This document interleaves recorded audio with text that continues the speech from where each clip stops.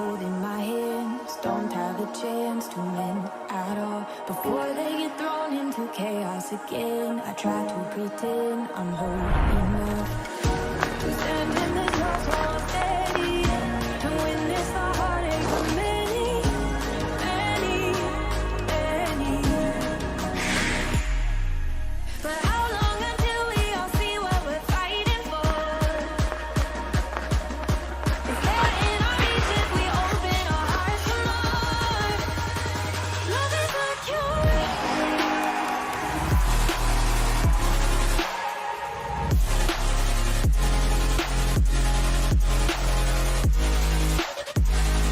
Love is the cure. Love is the cure.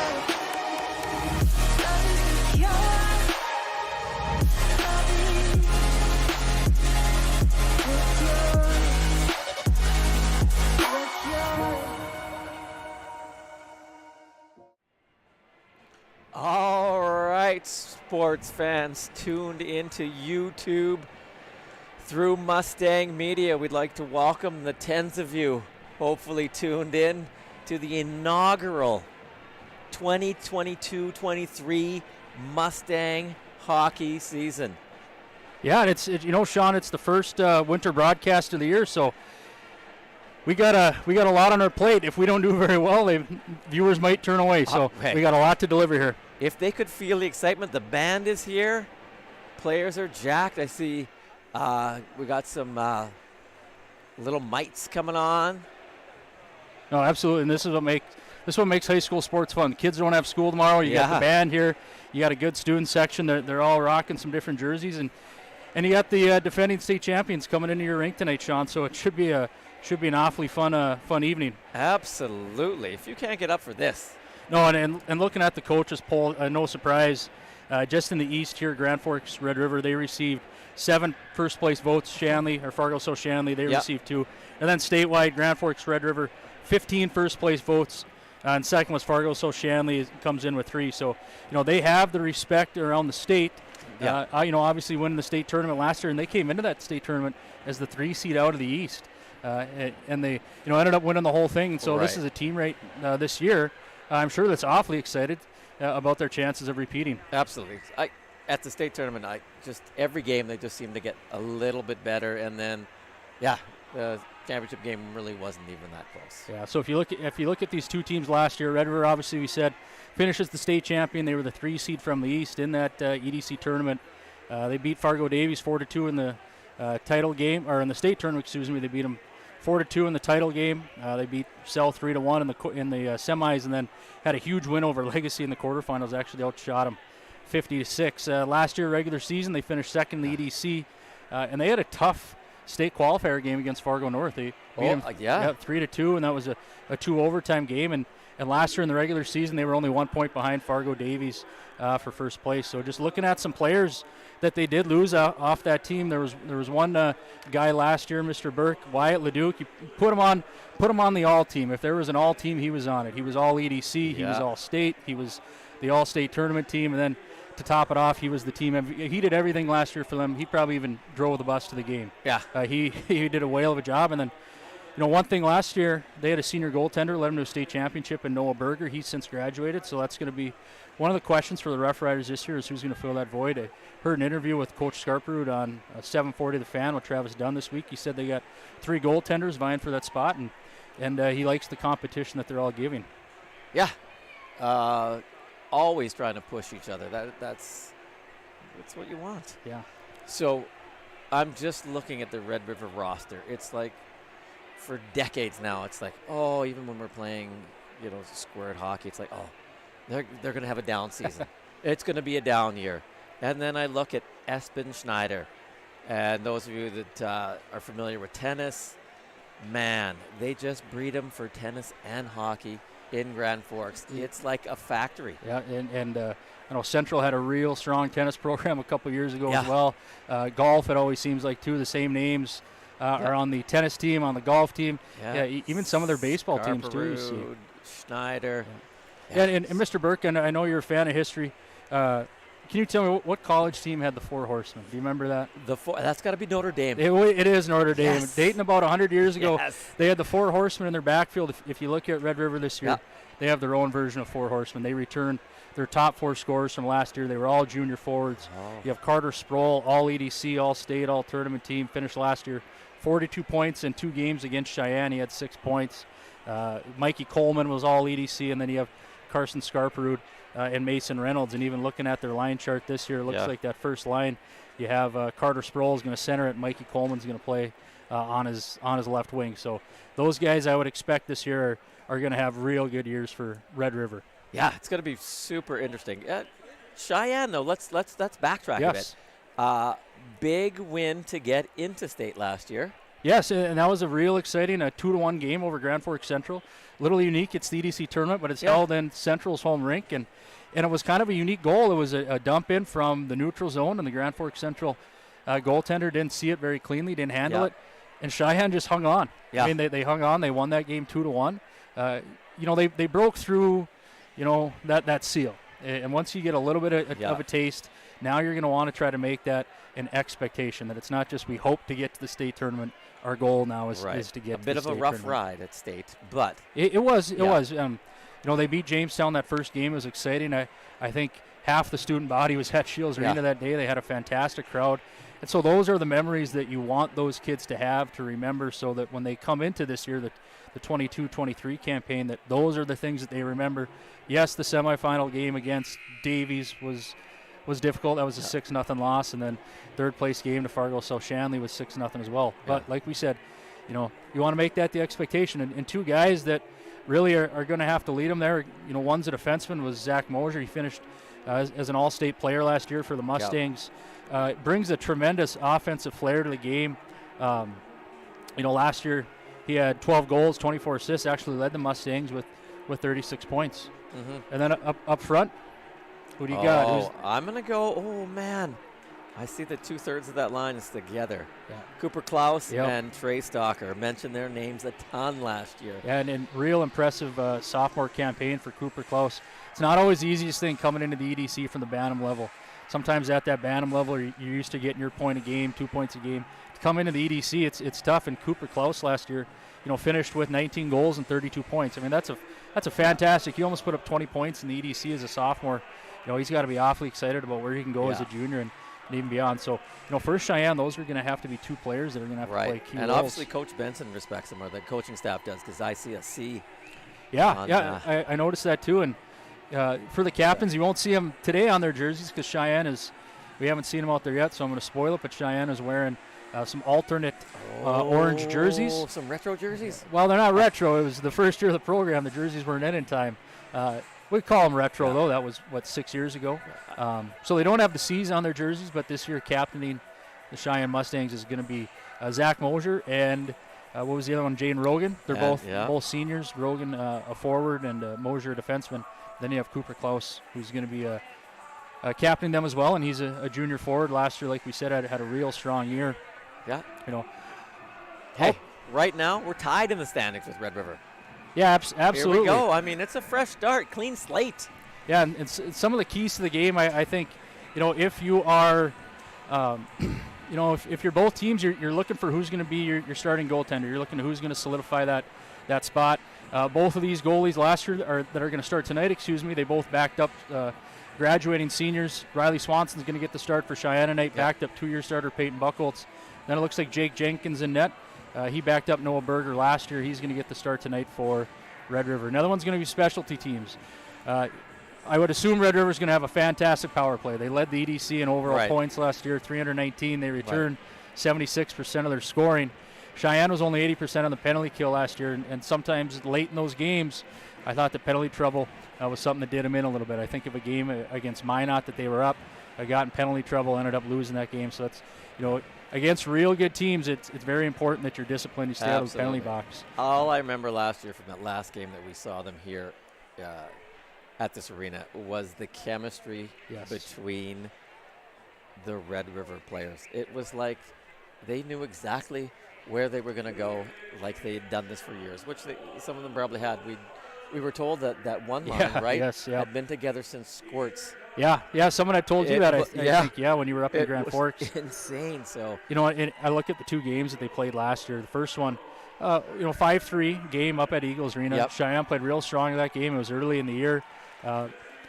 One thing though, Cheyenne only mustered 13 shots on net.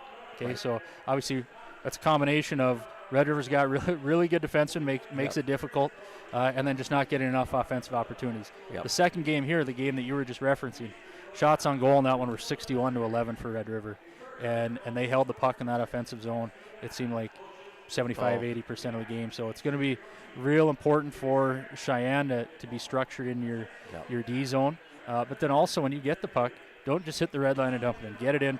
Try to get some sort of momentum.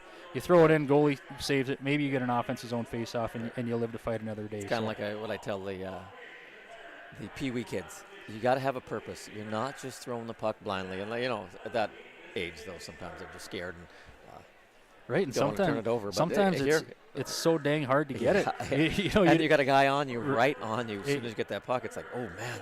Exactly. But a team like Red River, I watched that game that we did last year. I watched it last weekend just to kind of prep for the season a little bit, knowing that Red River would be the first game of the year. We mentioned it so many times there. They had a set play where, they'd win it back to the defenseman. If he didn't have a shot, he would just rim it. Forward would go right behind, and then I think they had 2 goals where the guy was just right in front of the net, and it was, it was very easy, it seemed, for Red River at times. Right. And their passing was, they showed why they were the state champions last year. Absolutely. So with that, I think we'll take a short break, get our starting lineups and national anthem, then we'll be back for game action. It's what keeps us doing what we love. It keeps our communities strong. So, how are you doing? There's no easier way to take care of yourself than checking in with us, your primary care team at Essentia Health. In person or online, we offer scheduling and appointment options that fit your life. We'll care for you today and keep an eye on things for the future. And if needed, get you back on track. So take some time to connect with us, because it's always good to check in.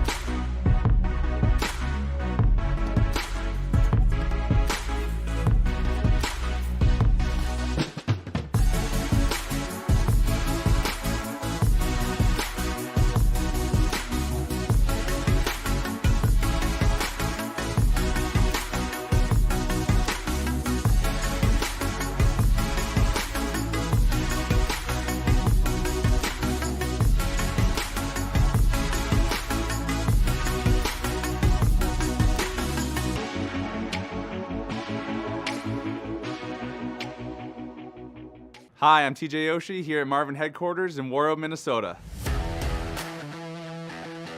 The Lake Town way of life is appealing to so many people. We've got a thriving school system, coffee shops, breweries, restaurants, and hockey is the hub of our community. We're probably the last place left in Minnesota where hockey is actually free. The way Marvin supports the town supports Marvin is awesome. There's opportunities for you, work hard, self-educate. The sky's the limit here at Marvin. Here, when your future lies ahead, we help set you on the right course. When your whole world is about to change, we help you prepare for your new life. When staying healthy means staying informed, we help you find answers. This is perseverance, understanding, connection. These are remarkable people doing remarkable things together.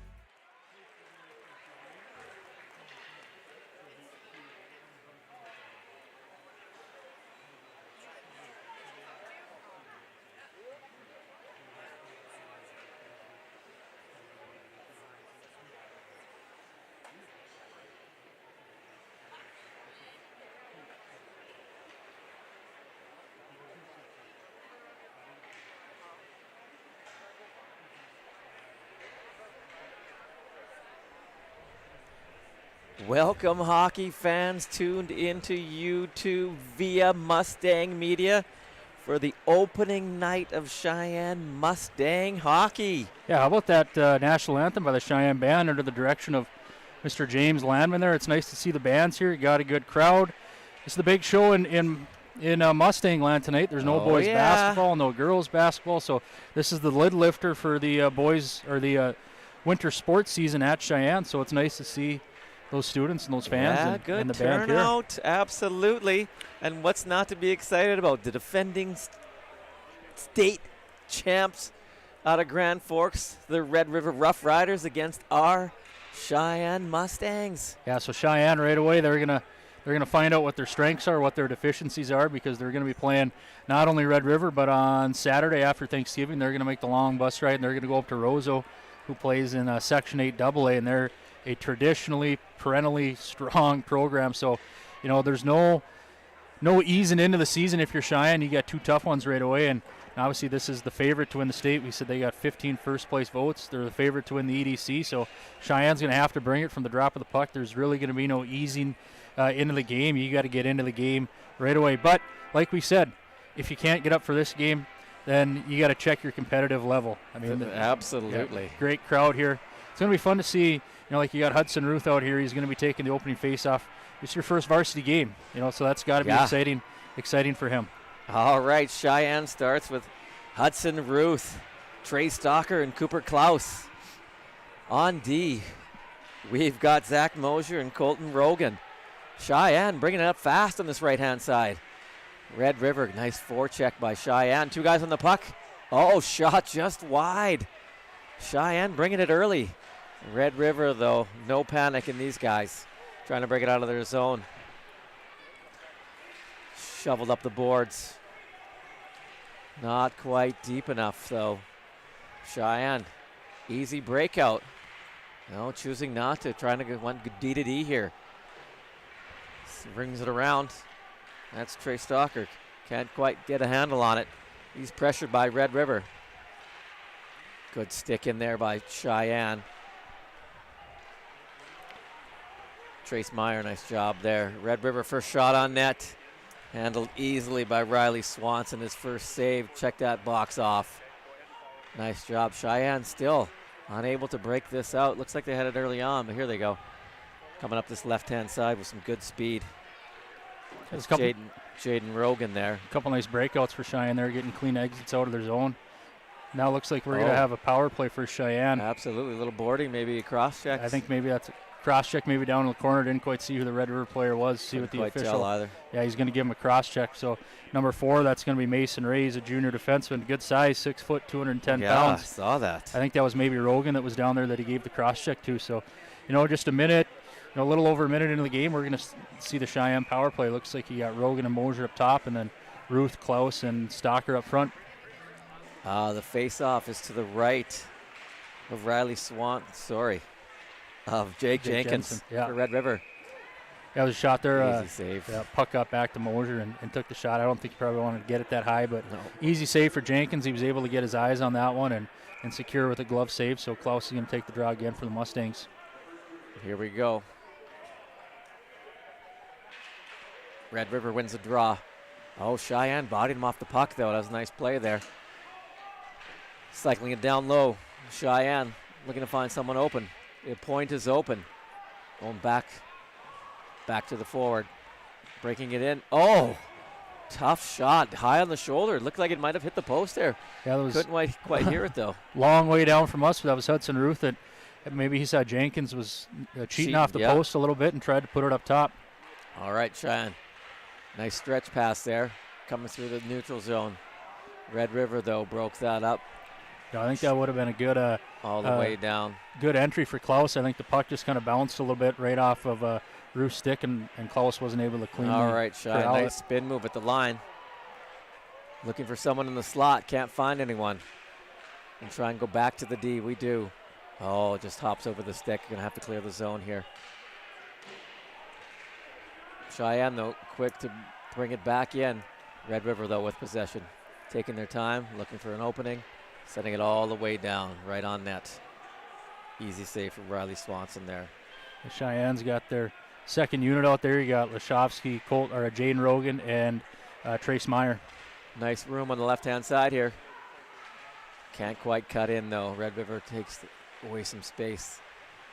Cheyenne looking for an opening. Going to feed the point? No, going to let it rip. It's blocked, though. Back to the point. Blocked again. Red River, nice job keeping it in by Cheyenne there. Oh, slot. Oh, he was open for a bit. Oh, good save. Tough angle, though. Tough to score from that. And good goalie. Shot ripped. Oh. Good opportunity there for Meyer. Nice job. Cheyenne couldn't quite keep it in. Lucky, a giveaway in the center ice. Nice job coming back, though. Cheyenne trying to reverse that behind the back pass. Oh, Red River physical on the boards here. We got an injured Cheyenne. Yeah, that's going to be there. It's going to be Nate Pearl down in the corner, and Zach Mosier's asking referee Arden Blair why there wasn't a call on that. Looks like they're going to maybe discuss some type of boarding down there, I believe is what they're going to want. But yeah, that's Nate Pearl, senior defenseman, that's laying down on the ice. Yeah, and we had 2 back-to-back hits in quick succession. Yeah, that was a nice play by Zach Mosier. He was coming out of the zone, and the Red River player exited the penalty box at the same time, and the puck ended up right on the stick of Mason Reynolds, who's one of their most dangerous forwards. But Zach Mosier made a real nice play. Not a huge body check, but just pushed him off the puck, and Red River wasn't able to get a good opportunity out of that. Looks like they're evaluating Mr. Sproul on the bench there. Hopefully he stays in the game. We'll give you an update when we know more. Yep. All right. Puck is just outside the Red River zone. Penalty is over. 13:22 remaining in this first period. Cheyenne with possession in the neutral zone. Bringing it back in their own zone. D to D. We're going to go D to D again. Knifed out at center ice. Cheyenne content to dump it in. That's Hudson Ruth trying to get it. Doing a good job of pressuring the Red River D. Red River can't clear it. Cheyenne, nice job on the boards there. Red River gets it out. Cheyenne with numbers back, though. Oh, Red River guy. Yeah, not sure who that Carson was. Scarprud, he's a dangerous forward for the Riders. As they say, Scarps found on that one. All right, Cheyenne looking to advance it. It's blocked just outside the Cheyenne blue line there. Cheyenne taking it behind their goal, going D to D. Oh, tough. Couldn't quite handle the puck on the boards. Cheyenne going to make a change. Knifes it in. We got 2 on the forecheck here. Red River, though, trying to get this out. Coming with speed on this left-hand side. Nice job by Cheyenne there. Oh, that was a good job on that back check there by Jaden Rogan to ride that Red River player off of the puck. One thing I noticed in that last shift, Sean, there is you watch real good defensemen and how tight their gaps are on forwards. There was twice that Cooper Klaus was right near the red line, and Red River defenseman Garrett Eichmann, he's a big body, 6'3", 205. He's got a long reach, long stick, makes it very difficult for the Mustangs to get through the neutral zone. Absolutely. I think Cheyenne remembers what happened here last time. I noticed they're not giving Red River much space as well, so kudos to them early on in this first period. Yeah, absolutely. I agree with that. All right, Red, back to the point. Red River shot. Oh, gloved easily. No traffic in front of Swanson on that play. Yeah, and that's Swanson's third save, and he's been able to see all of them. I kind of chuckled on the dumping on the penalty kill. You said easy save. I was watching, I believe it was St. Cloud State was playing Colorado College, and the same type of play. That's a tough one as a goalie where it takes that in-between hop, and so those can be kind of tricky sometimes. Yeah. You never know how it's going to bounce. Might hit a rut in the ice, so good for him to settle into the game early. Yeah, it's my fault for saying that. There's no easy saves, is there? Especially when it's your first game at the varsity level up here, so I'm sure a little bit of butterflies. Bobbled at the line, but Red River able to keep it in, though. Red River behind the net. Mustangs, though, with good numbers behind there. Oh, we're breaking it out. We're at center ice. Can't quite get it deep off of Red River skate. Cheyenne, though, with possession and did not clear the zone. Nope. Still kept in. No, just came out past the line. Cheyenne looking to make changes. Put it in deep. Red River on the puck, though. Big saucer pass here coming on the left-hand side. Cheyenne with good numbers back. Oh, toe drag. Just wide. That was a nice play. I'm not sure who that was with the nice Grant Gardner there, nice move. nice toe drag with speed Yep, too. yeah, absolutely.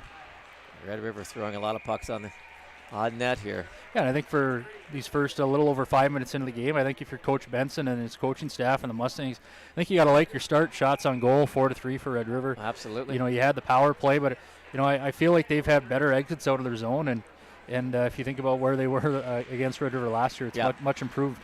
All right, Red River with the win on the face-off. Red River behind it.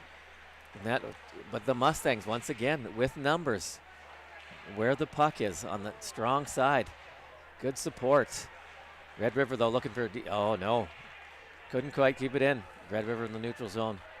Looking to advance it. Good pressure by the Mustangs, though. Not giving them much space here. All right, 3 guys back for Mustangs again.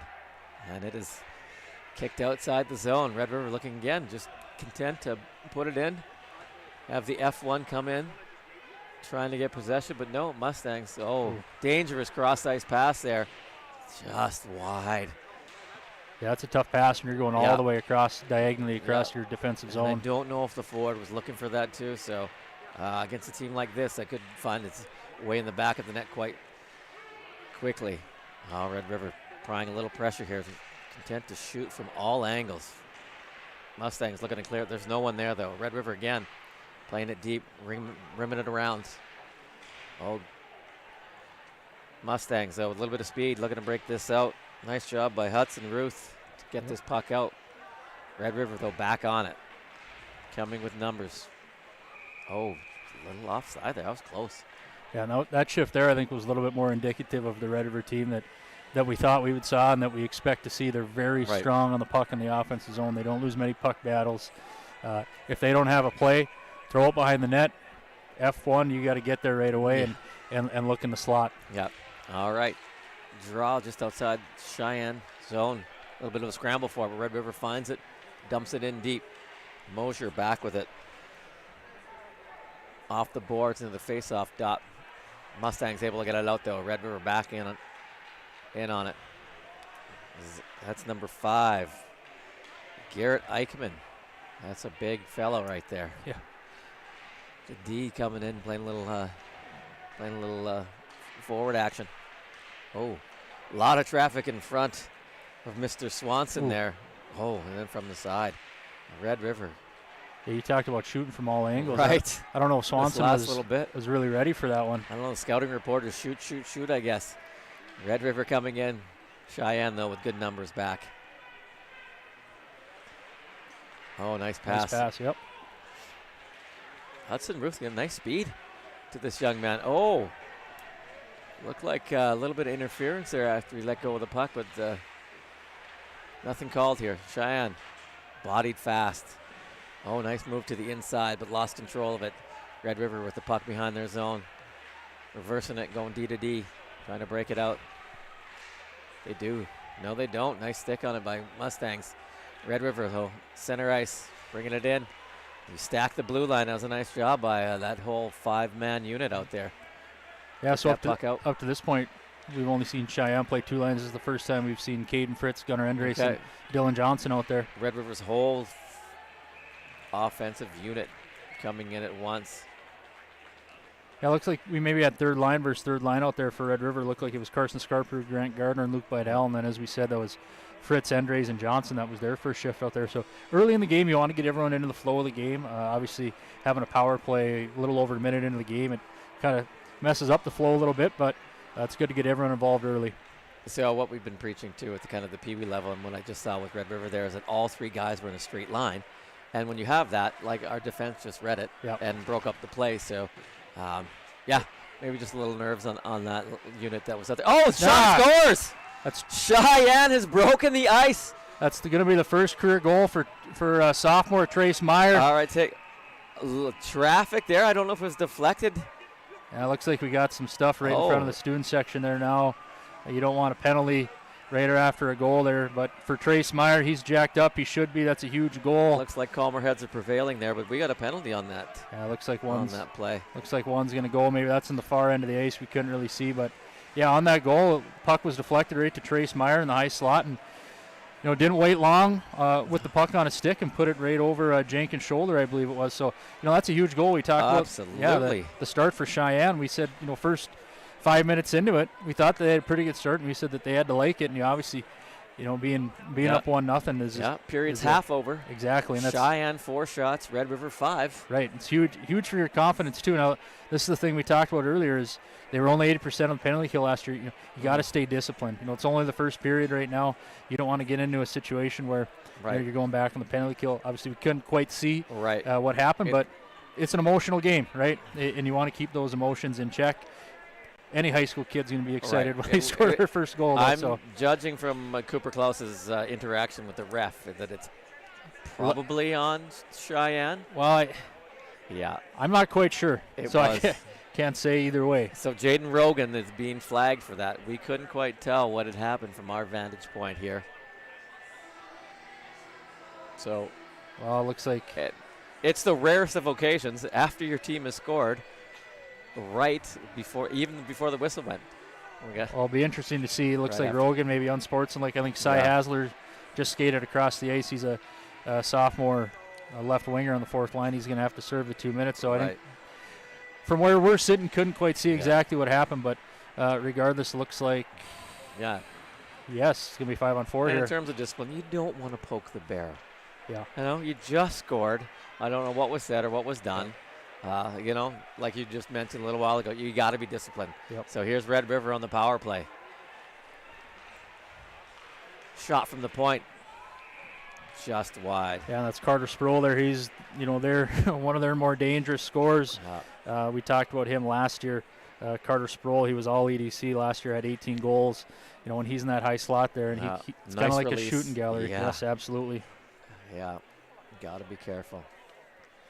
All right. Face off to the right of Riley Swanson. Looks like Red River's got the number 1 unit out there. Carter Sproul, Mikey Coleman, and Dylan Jackson out there. They're talking. They obviously have a set play going on here, and they do win it cleanly. Back to the point. Shot coming in traffic. Off the Red River player. Fortuitous bounce there. Cheyenne's able to clear this, and it's going all the way down. Nice forecheck by Hudson Ruth on this one. Kill some precious time off this clock. 1:19 remaining on this power play. Red River looking to bring it in on its left-hand side. Taking it below the goal.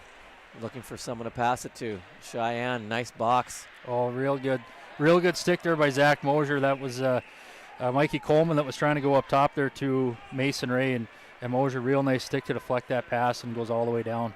All right, Red River at center ice here, looking to bring this in. At the face-off dot on this left-hand side, looking for an outlet. Back to the D. Red River looking to set up shop here. Watch from behind the goal. Cheyenne has packed the house tightly there. Now a little bit of pressure on that D. A real nice block shot by Trace Meyer there. Red River not seeing much space down here. Shot from a tough angle. It's twice now that they've tried to go over Swanson's right shoulder there, so they must be seeing something. Trying to stuff it in on the left-hand side. No go. Looks like someone lost an assignment there. Red River controlling it nicely on this. A little bit.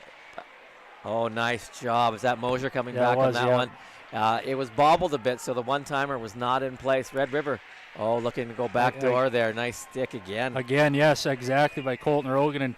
And they talk about defensemen, and sometimes people always think defensemen, you got to play the body, and you got to play like, we talked about Scott Stevens last year. There was 3 times there, twice by Mosier and once by Rogan on the penalty kill, that they get their stick in the right position. They make it difficult for Red River to make a pass. And that one there deflects up into the netting. You get fresh bodies out there. Right. You got 3 seconds left on the penalty kill for the Mustangs. So very good job by those 2 defensemen there. All right. Cheyenne looking to get control here. We've got Riley Vetch. Shot and score. That play off the face-off there, that was a little too easy. That was Luke Bidell that came, down on the wing and threw it out to the middle, and then that puck popped all the way out to up to the point, and that's going to be Mason Stroh. And you talk about good-sized defenseman, Mason Stroh, 6'5", 215, and put that right over the shoulder of Riley Swanson. So I don't know if that's going to go down technically on the game sheet as a power play goal, but we said there were face-off with 3 seconds left, so it's one of those things we talk about staying disciplined. Our box was not tight. He probably had 15 to 20 feet, and he picked his spot well. I thought the penalty kill was good up to that point. Yeah. I mean, Red River's going to get their opportunities. Absolutely, It's going to happen, but for the most part, they kept things to the outside and the minimum. Yeah. When you give this team time and space. Real nice play there. Yeah. All right, Red River on the offense again. Oh, offside, though. That was a nifty little play there by Riley Vetch. He had the puck right in the middle of the ice and just put it right back to, I believe that was Mason Stroll, the goal scorer, and just he skates it right in. Unfortunately for the Riders, it's going to be offside. So with 5:13 left in the first period, we got a 1-1 game. Shots have now creeped up in favor of the Rough Riders, 9-4. All right, Red River wins the draw. On this right-hand side, shot all the way in, but that was not at center ice, so that's going to come all the way down. All right, with that icing, we'll take a moment to mention a sponsor of Sheyenne Mustang Media. Today's broadcast is sponsored by Marvin. Marvin, imagining and creating better ways of living. Marvin is a fourth-generation family-owned and led company and is a proud sponsor of tonight's game. Imagine, create better ways of life with Marvin. Join Marvin full-time or part-time. Learn more at marvin.com/careers. That's marvin.com/careers. I saw that TJ Oshie was on it. Oh, whoa. That was a home run pass. Just got past the defender, and he was wide open, but a little tight space, so knifed it over Mr. Swanson and the goal on the backhand there. So good chance there for Carson Scarper. We've said his name a couple times already this period. Yep. Been good in the offensive zone. Great outlet pass, though, whoever that was. Yes, it Red was, River. Caught us a little off guard on that one. Red River again. Nice big stretch pass. Deflected, so no ice. No. All right, Cheyenne. Looking to build something here. No, give away in their own zone. Nice save by Riley Swanson. Yeah, good save there by Swanson. That was Colton Rogan. Tried to go up to Trace Meyer, just bobble the puck a little bit, and it allowed a Red River player to basically tee one up and walk right into it, and Swanson didn't have much time, but put a pad out and then just put the glove over the rebound, so good save by Riley. Yeah, we can ill afford turnovers in our own zone, especially against this team. Oh, between the legs, scoots out. And that was Mason Christensen. Mason Christensen coming up. Every defenseman's a dream there, right? Trying to go for the breakaway. Oh, big rebound in front of Swanson, but it's swatted away by Mustangs. Headsy play by the Red River forward. Didn't have a great angle. Oh, there it is again. So that's that when we were talking last year. That's going to be Carter Sproul that's going to feed Dylan Jackson there. And one of the things that Red River in that win at the West Fargo Sports Arena last year, one of the things they did so well is their play behind the net. Right. Makes it difficult because as a defenseman, you kind of feel like you got to suck down to that guy, and it leaves the guy open. And here we are puck watching, and that guy's right in the high slot. No, exactly. And so, it's not now what the doctor ordered for Cheyenne. You go up 1-0, you take a penalty, you got to go on the kill. Give up a goal right at the end of the kill, and then just a couple minutes later, give up another one that, a guy right in front of the net. Yeah, you can see the confidence level rising in the Riders right now. Cheyenne looking to right the course here. Sent in, but not deep enough. Red River gets possession. Red River content just to get that puck out and battle for it. And Red River brings it in. And Swanson is forced to make a save. Yeah, and I think for Cheyenne so far this period, I give them a pretty good grade. I think their compete level is there. Yep. Right. You talk about the confidence level of Red River rising. Red River is one of the teams that the second they step off the bus, it's already 2-0 game in their mind, right? Yeah. They're going to get theirs. And I thought Cheyenne's competed really hard up to this point, and they've done a good job. So they just got to, understand that, don't let the wheels fall off giving up two. Absolutely. Two goals nice block there. Here we go. Here we go. Hudson Ruth on a partial breakaway on this left-hand side. He shot. He scores. He has tied it up. Well, you couldn't write a better script for two sophomore forwards coming in and scoring their first, two career goals in this game. And fantastic play there by Hudson. So Hudson Ruth. Right. So you eliminate the time, the space, right on the defenseman, blocks the shot. It's a battle between him and the Red River defenseman on the other side. So great play. Great individual effort there. I love it. He's willing to block the shot. He's willing to sacrifice, blocks it, gets rewarded, gets the opportunity, and then just buries it. And that's huge for Cheyenne. We talked about the confidence level and the momentum rising for Red River. So hopefully this brings Sheyenne right back into it. So hats off to Meyer and Ruth, both getting their first career goals. Absolutely. Nice job, boys. All right, Red River going D to D just inside their own line. Red River content just to shoot this in. Oh, big. Little friendly fire there, I think. Two Red River guys. Yep. Oh, Red River again on the puck. Oh, Red River lost control of it and then yet squirted right to their player. With Swanson on the other side of the net. Luckily, it was bobbled and broken play. Coach Benson's got good hair, but I think plays like that are why coaches get gray hairs or coaches lose their hair, because you tie the game and then you got a situation like that where puck's kind of all over the place. Unfortunate for the Mustangs, Red River wasn't able to convert on that. Right, and they had numbers in front of us, so that was the scary part. Yep. Oh, Riley Swanson bobbled that one. Oh, a little bit of a hook here. Sheyenne battling for it nicely. That was Hudson Ruth again. Oh. Good back check by Scarper, who picked the pocket of Dylan Johnson there. Red River just getting pucks on net. Nothing fancier here. Good puck movement. Shot from the point. Nice save. That's a little breakdown there in the defensive zone. Everyone's sucking to the puck carrier, and I can't remember who had the puck there, but he throws it over to Mason Stroh, and there's no one there, and he's allowed to walk 15 feet in and get a good shot. It's indicative of what happened on that. Kind of interesting here. You got Christensen, a defenseman, taking the draw. Nice draw. Wins it cleanly. Yes. Sheyenne looking to get this out. They should. No, it's bobbled at the line. Squirts out, though. Big scrum at the... Oh, we got numbers coming from Red River. Oh, nice way to come back there. I think that was Mosier.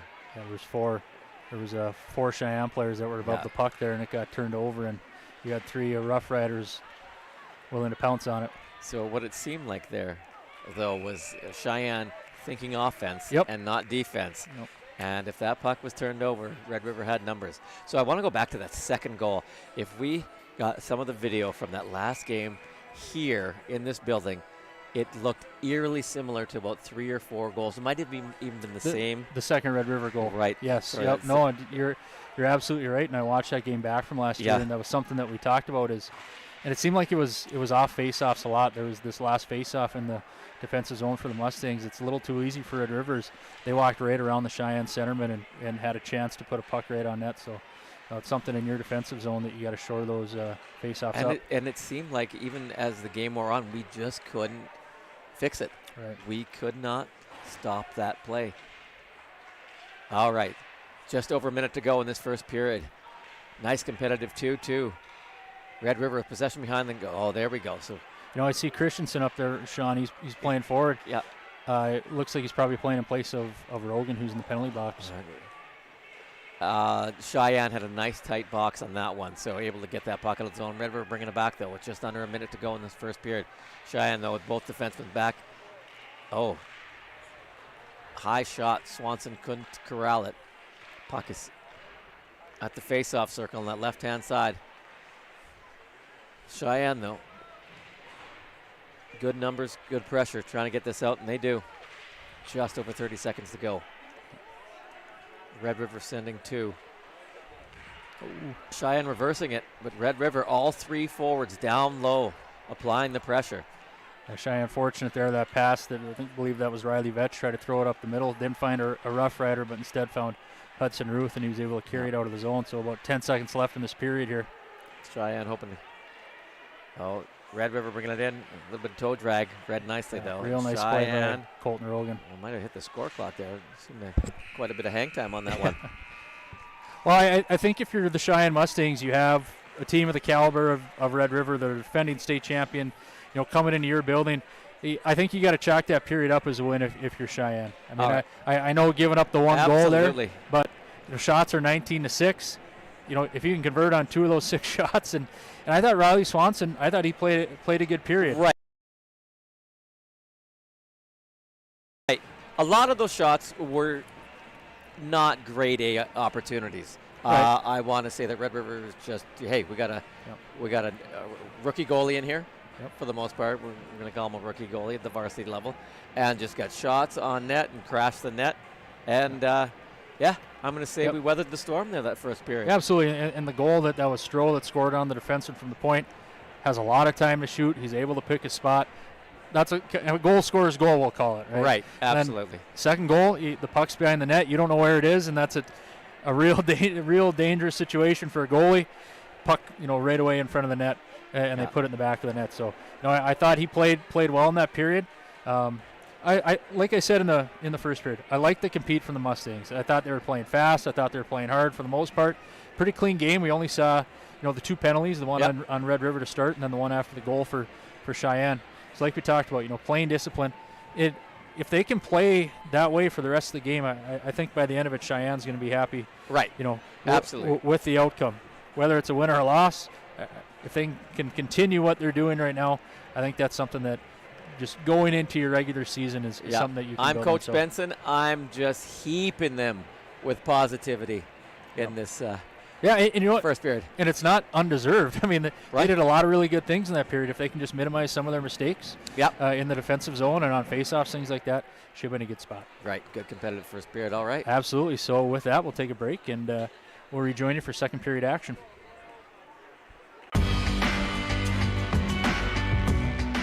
I chose a career in manufacturing because I wanted to come into work and not be at a desk all day. So with my role, I get to be out on the floor and working with other people, and then come back to my desk and try and solve some of the problems that they're facing. When people look at a manufacturing plant, they mostly just see line work. But there's a lot more going on behind the scenes that allows you to explore different kinds of network interfaces or problem-solving situations. There's machines and computers and human interface devices that are constantly being innovated into a manufacturing workplace.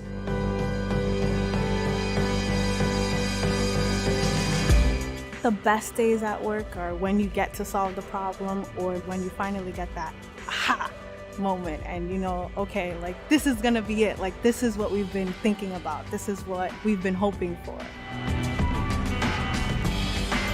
Knowing that I'm but a part of building something very unique and important, that just makes me very proud.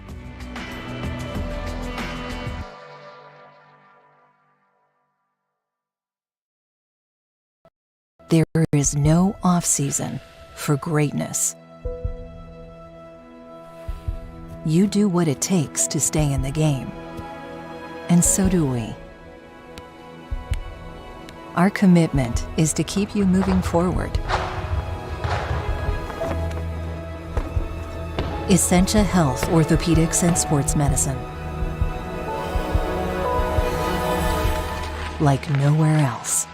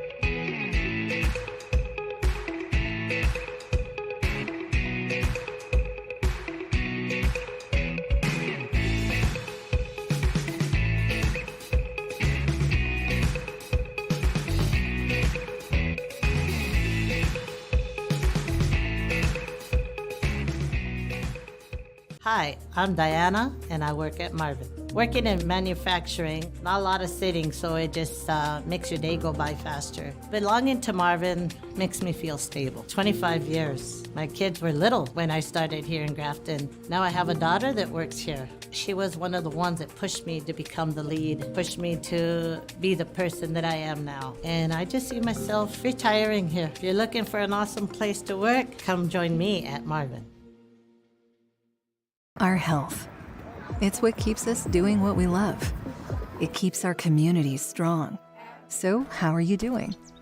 There's no easier way to take care of yourself than checking in with us, your primary care team at Essentia Health. In person or online, we offer scheduling and appointment options that fit your life. We'll care for you today and keep an eye on things for the future, and if needed, get you back on track.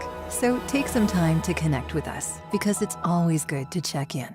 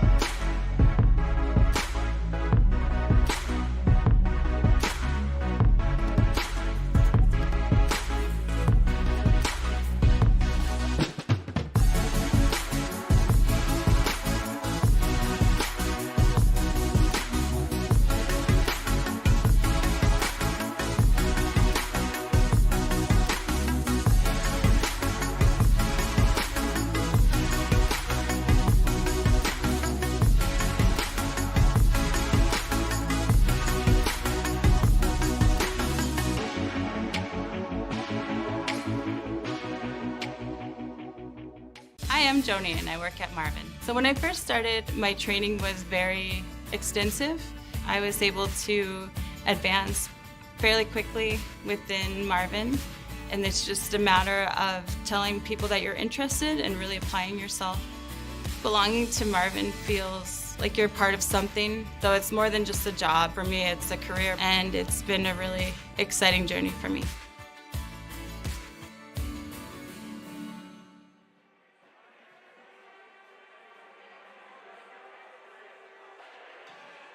Welcome back, Sheyenne Mustang media fans. It's been an exciting time to be a Mustang fan over the fall activities schedule. We had state championships, Mr. Burke, in Let's hear it. girls swimming and dive. Yep. Volleyball. Yep. Which that game went, I'm not going to say well past midnight, but it was past my curfew. Yeah. And so the Cheyenne girls won state volleyball. Not only that, you had Mrs. Leah Newton won state coach of the year. Props to her. Exactly. And then Ethan Ron won individual tennis title. And were you there? I was not. My son was there. But, okay. I thought maybe you were in attendance. No, Mom got to go to that one. But we are glad to be joined, by one of the members from the state swimming team. Hey, sorry to interrupt. Girls golf too? Did we miss something there? Did they? Girls golf made state. Okay. I think they placed fifth. Oh, we'll have to ask Mr. Canota. So why don't you introduce yourself to our fans and take it away.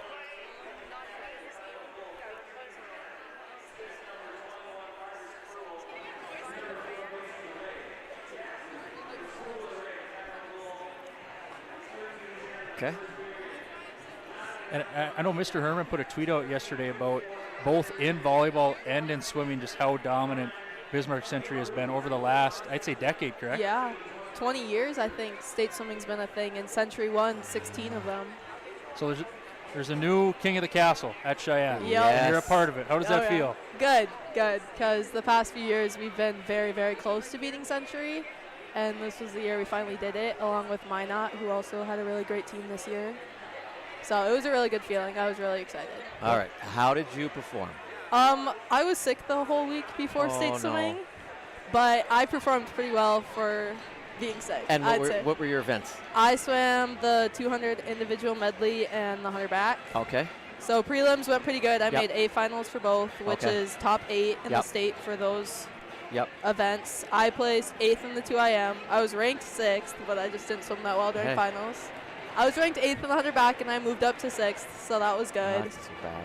So just talk about, to finish off your high school career, going out on top and having that experience. You said you were on the team for 6 years, correct? Yeah, the state team as well. Just talk about what was that experience like, and then we'll move on to Ethan. Okay. It was really fun. Like, our team got really close this year, which was really nice. over the past few years, it's kind of hard to get together as a team. Obviously, with COVID, we couldn't do any practices like that. It was a little hard this year with not having state away. We can't do the team dinners. We don't have the hotel experience. But everyone was really excited to be there this year, and everyone seemed to perform really well. A lot of people moved up. We did really well this year. I was really excited. My coach was really excited that we won. As he should be. Well, the last few years we've lost by less than 10 points, and less than 10 points in swimming is like getting 4th place or getting 2nd place. Like, it's just that close. What's your favorite event? The 100 IM. The 100? Yeah, you don't. Why is that? What? Why? Why the 100? It's just like, it's all 4 strokes, and it's like a quick event. You do a 25 of each stroke. You don't get to swim it in high school season. You get to swim it in club season. My favorite high school event is like the 50 free. Okay. I'm going to say their favorite is the nice, short, fast ones. The 500 is a marathon. It is. That, props to anyone that races that. Yeah. The conditioning that requires, it's what, 20? Most 500 swimmers also swim the 200 free as well, so they have like a lot of yards in one day. Yeah. So you talked a little bit about the experience. You didn't get to go out on the road, get to stay in the hotel, things like that. But you girls swim in one of the nicest, most beautiful facilities that we have, probably in the state, I would assume, correct? It's the nicest in the Midwest. It's the Olympian pool from the trials in Nebraska. So talk a little bit about that to people out there who might just think you're just swimming in a pool. It's just a place that has water. Talk a little bit about the nice facility that you girls get to compete and train and go to practice in every day. It's a very nice facility. It's like going from Burger to that small little 25-yard pool with 6 lanes to this Olympic Center with 10 lanes and different locker rooms. The whole Mustang team gets their own locker room.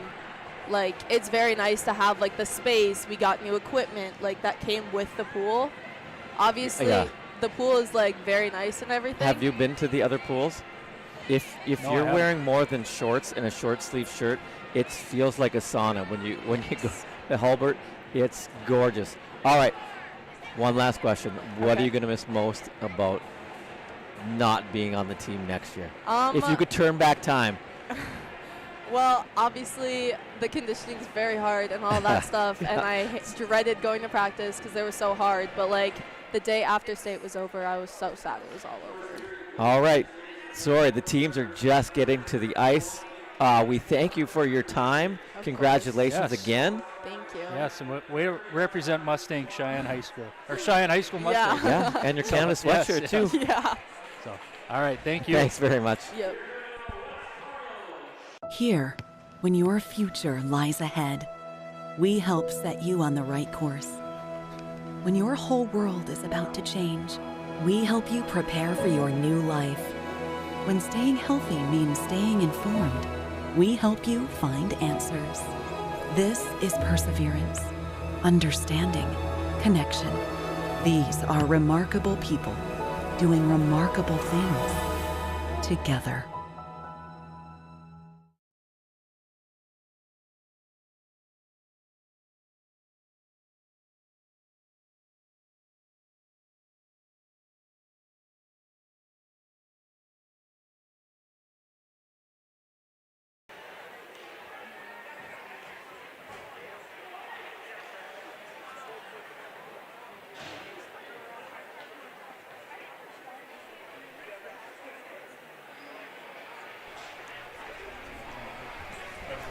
All right, hockey fans, tuned in on YouTube through Mustang Media, the tens of you out there.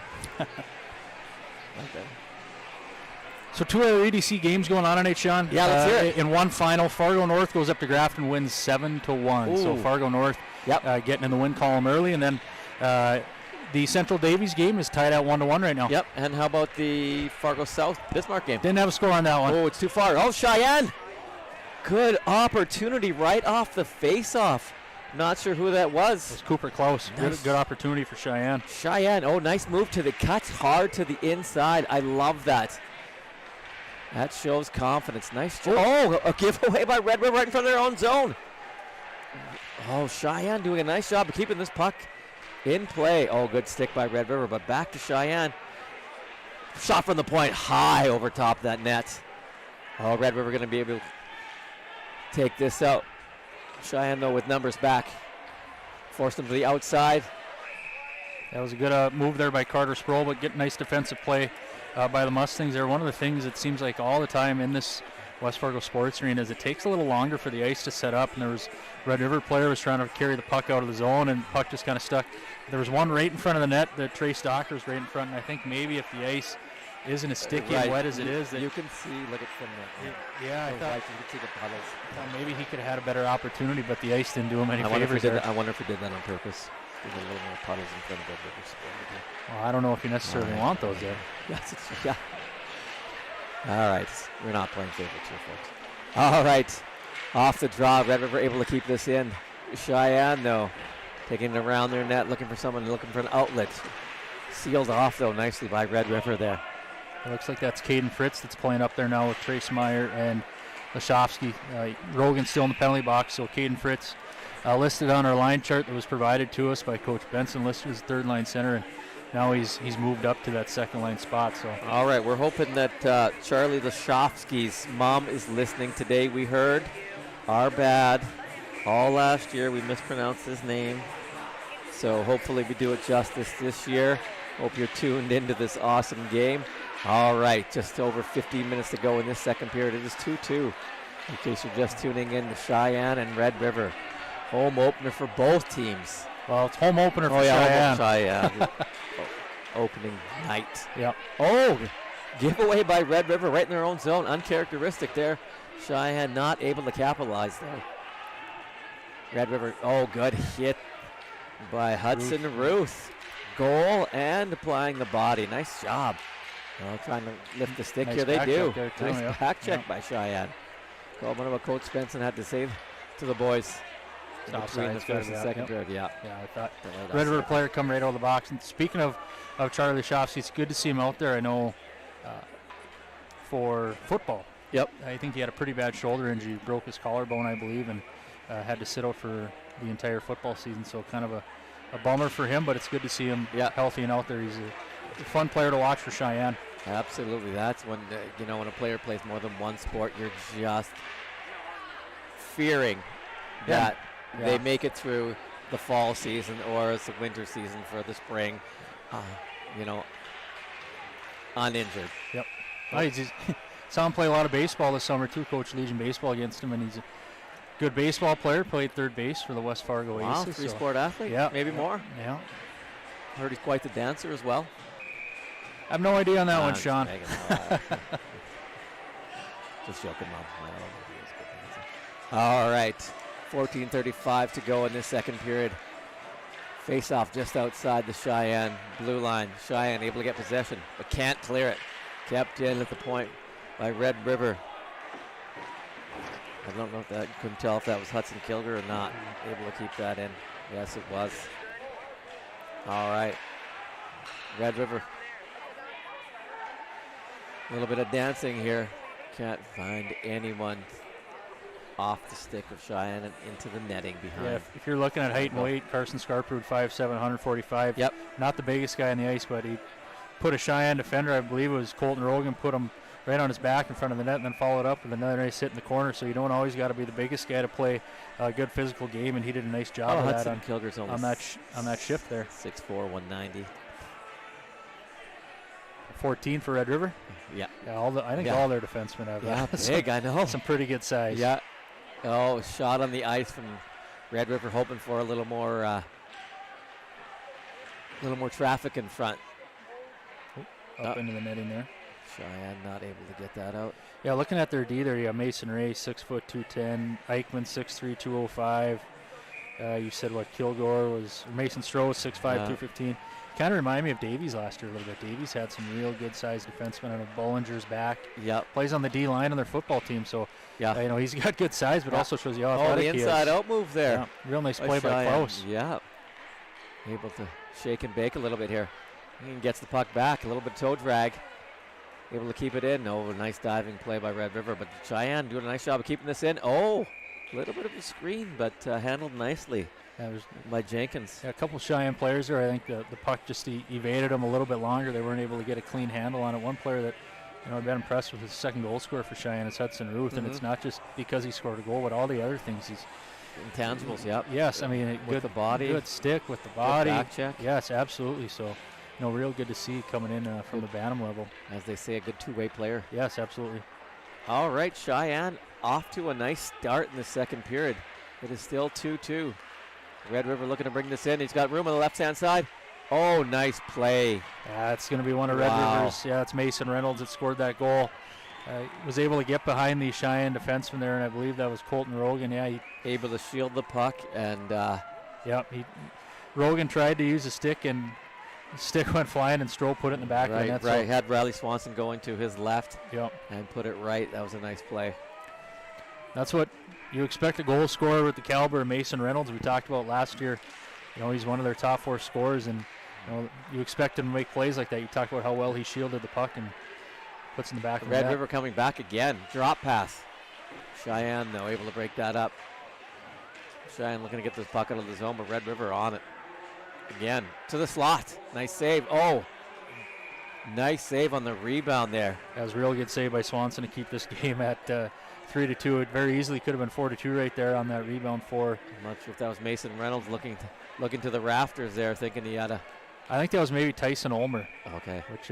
Yeah, 26. You're right. You think of that Ulmer name in Grand Forks, probably relation to some former UND hockey players. All right. The son of probably one of them. Here we go.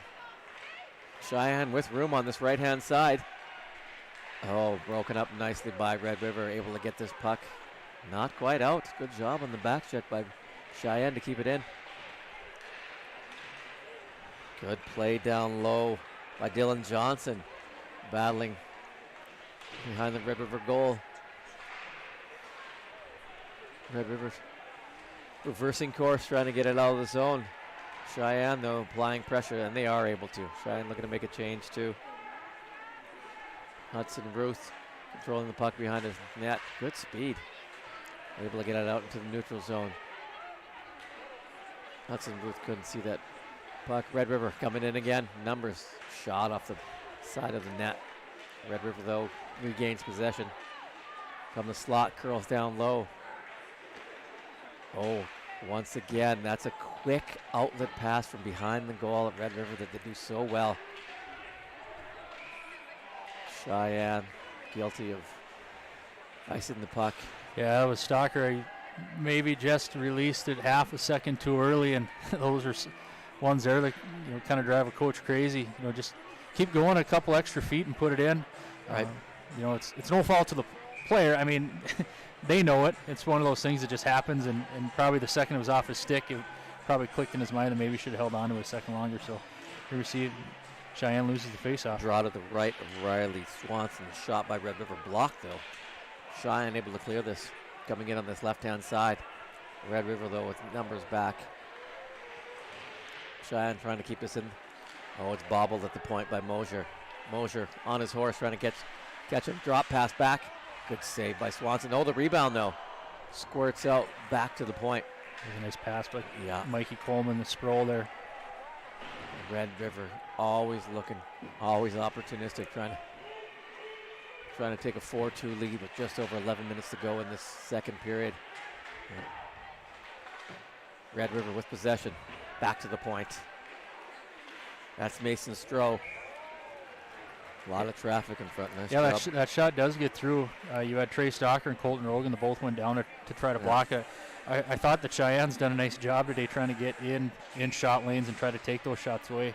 Those are things that you're going to have to do to beat some of these upper echelon teams. Is you're going to have to play a complete game, and that includes little things like getting the puck deep and blocking shots and winning faceoffs and all those other facets of the game that aren't going to show up on a score sheet. So reminiscent of the first period, the first 5 minutes, very competitive. The last several minutes, the ice is kind of tilted in the Cheyenne zone. Oh, shot just wide by Red River. That was Mason Stroh again. Oh, Mason Stroh doing a nice job trying to keep that in. And they are able to. Mustangs. That Stroh's had a real good game. He's a goal scorer for him and played very well defensively. Puck chipped in deep by Mustangs. Looking to apply some pressure here. That's the Shufsky. Can't contain it. Red River looking to break it out again. spin move. Looking in the corner. That's Eichmann. Not able to clear it. Oh, Cheyenne, nice hit. Solid body on. That was a nice job there by that Cheyenne defenseman. Look, that was Ben Close, senior defenseman there. It was a real nice job just coming down the wall and pinching and keeping that puck down low. I think that might have been Ben's first shift out there. So. All right, we got Caden Fritz's line, third line out here for Cheyenne. Looking to win this draw. It's a scrum. Red River able to get possession high off the glass, able to get that out. Mustangs right in, but read nicely by Red River. Red River coming with speed on this left-hand side. Had too much speed. Yeah, it was Carson Scarper that was just a hair over the blue line and squeaked into the zone a little bit too early. One of the guys that, no surprise, he's going to log a lot of time on the ice, but it seems like Zach Mosier, if this game's 27, I don't know, it'd be about 24, 25 minutes old. He's probably been out there for over half of it. Seems that way. All right, Cheyenne with possession in their own zone, backpedaling a bit, trying to create some space, trying to find someone open. Off the boards. Red River, though, able to get possession, bringing it in off a skate. That's onside. Red River looking to feed someone in the slot. Cheyenne, nice job of breaking that up. Red River, though, with possession behind the net, rung around. That's Espen Schneider trying to get a shot on goal. Oh, puck is loose. Bodies flying everywhere, but I think that it is under Mr. Riley Swanson on that play. So it is, and with that, we'll take another opportunity to thank a sponsor, Sheyenne Mustang Media, as we want to thank Essentia. We want to take the time to remind you that Essentia Health is proud to sponsor Cheyenne High School's Mustang Media team and this broadcast. Mustang Media wants to take a few seconds to remind you that Essentia Health is like nowhere else. All right. 9:42 remaining in this second period. Red River up 3-2. Shots on goal. Red River 26, Cheyenne 10. So, not quite halfway through the game. We almost equaled our total from the last time these two teams met on this ice last year. So, I mean, it's positive. We're only down by a goal. And roughly, I mean, this Red River team is probably 70 to 80% of the same players that they had last year. Cheyenne coming out with speed on this left-hand side. Backhand on goal. Yeah, tough especially as a righty for Stalker. His sticks in the inside there. If he's a lefty, he can guard it from the defenseman a little bit more. Throws a backhand on, threw it right on the pad. Smart play there. You talk about, this team coming back. They did lose 6 seniors. One was a goalie, 2 defensemen, 3 forwards. They bring back, like we said, 3/4 of their scoring from last year. So, this is a very experienced and deep Red River team. And like we said, even if they lost double that, they somehow seem to manage to put a very competitive team on that ice year after year. Credit to that program. No, they always will. Yep. From the Mites on up. Nice job in Grand Forks. All right, back to live action. The puck is behind the Red River goal. Red River with possession. It's onside. Looked offside. No, he's saying no. Yeah, it was Dylan Jackson. He stayed onside, did a nice job of it, stretched his leg out, threw it over. I believe that was to Mikey Coleman, and then I think the recipient of that's going to be Carter Sproul. He's going to put it in the back of the net. We talked about he's their leading scorer from last year. Kind of a broken play in the neutral zone. Like we said, Jackson was able to keep the play going by, smart play by staying onside. Right.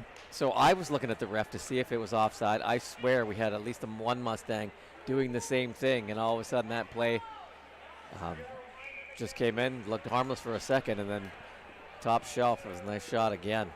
So you had 8:49 left in the second period here. That's a very obvious statement. You got to finish the period. It's got to be 4-2 or 4-3 or 4-4, whatever. Yeah. But you really don't want to go down, or go into the third period down 3, because you're trying to score 3 and 17 against this team. It's going to be very difficult. Right. And having to take chances against this team. Exactly. Yep. Yeah, it's a scary proposition. That's a trip. Oh boy. Wow. Red River got away with one there. All right. Mustangs, nice job of keeping that in the zone here. A little more pep to their step here. Red River very physical in their own zone, I've been noticing this last period. Mustangs, though, high off the glass, able to clear it out. Red River on it in the neutral zone. That's Hudson Kilger looking to advance that puck, and he does. But that looks like one of the things that Coach Benson was directing his defensemen is I think they were sagging back a little bit and stay up on the red line, make it difficult. We talked earlier about Garrett Eichmann for Red River, making it difficult for the Cheyenne forwards to come through. And if you're Cheyenne, we saw that broken play in the neutral zone there. If you can try to force those players to maybe dump the puck or just make their life more difficult going through the neutral zone. All right, back to live action. Red River at the point. That's Hudson Kilger looking for someone to pass to. Red River doing a nice job of cycling this down low. Cheyenne, though, maintaining possession, crowding the house a bit. Oh, good move, good fake. No one in front of Swanson, though. Right. He's able to see that clean, makes the save. And that back door was open. A good save, though, by Swanson. Red River. Oh, nice job of knifing that into the... Oh, they're saying that was... Going to be nice and deflected off Hudson Ruth just on the wrong side of the red line. Yep. I thought that for the most part, I thought that Cheyenne, and I don't want to base year to year, but it's the first game. And so really, the game's fresher in memory of last year's games. I thought they've done a little bit better job this game of trying to break the puck out rather than just throw the puck out and try to skate into it and try to wish. I thought the defensemen, they've held on to the puck a little bit longer and looked to make a play. Yep. So that's been a positive, I think, one thing for me in watching this game. And here we see Mosier with a real nice rush through the neutral zone. In, but 3 guys on him. Someone's open here in the slot. Ooh. Oh, just deflected over top the net. Red River looking to counter quite quickly. Oh, almost intercepted. Opportunistic. Hudson Ruth looking for his second one of the night, just off his stick. But here he comes on this right-hand side looking for support. He's circling down low, looking for someone, looking for help. You can't find anyone yet. Support F2 here. Oh, open on the slot. That was Trey Stalker, just out of his reach. Yeah, and Stalker tried to throw it back down to Klaus there, and fortunately just throws a little bit too high. There was earlier in that shift, you had Klaus and Stalker, and they both kind of looked at each other like, I'll let you take the puck, and Stalker eventually did. Wasn't able to get a great shot off, and then a good opportunity there, a pass across. I don't know even if that would have connected to Stalker, I don't know if he would have been able to do much. There was a Red River defenseman right there, but it's nice to see them making some plays in the offensive zone. Absolutely. All right. Face off in the Red River zone. Red River wins it cleanly, taking it behind their nets. Oh, nice red, nicely at the line by Cheyenne. Here comes. Oh, shot. That was a nice shot by Caden Fritz. Yeah, I thought that was going to be a real nice breakout for Red River there, the way they had it set up. But Mason Christensen, just playing safety there, picked that pass right off and then put it down to Fritz. And Fritz throws it on net. So real nice play by Christensen to react or read and react to that pass. Fairly easy save though. So you want to go. Hopefully, if you got the angle, you want to go blocker side about 18 inches off the ice, where it's make it difficult for the goalie. But nice job though of getting the shot on goal. All right, Cheyenne with possession. Just over 6 minutes to go in the second period. Red River keeps it in. Nice throw. That's a nice throw. Yeah. Nice play how he had to get his stick in position there. He's got to be 6'4", 6'5". He just seems to cover so much room out there. Both these guys, it's like twin towers on that Red River D. Well, they do hard to get by him. They do list Stroh at 6'5", so. Yeah, they're not. Yeah, he looks all of it. Yeah. Oh, looks like Red River could have had that. Here's Cheyenne cutting to the net. Oh, he wants that one back. Looks like open that blade up a little early, maybe, and probably about 6 inches to a foot over. Yeah, it was a real nice opportunity for Cooper Klaus there. By the time he got it, he didn't really have a ton, I don't think, to shoot at. Tried to go high over Jenkins' shoulder, and unfortunately just put it a little bit too high. Goes off the glass and then into the net. I think he was surprised there for a second how much room he had. I know, a tough angle. Yeah. But all right, here we go. Face off in Red River zone. Won by Red River. Not sure what to do with it. Dumps it behind the goal. Cheyenne putting pressure. Red River able to clear it though. Cheyenne cutting it off at center ice. Nice job there by Red River. That's Mosier.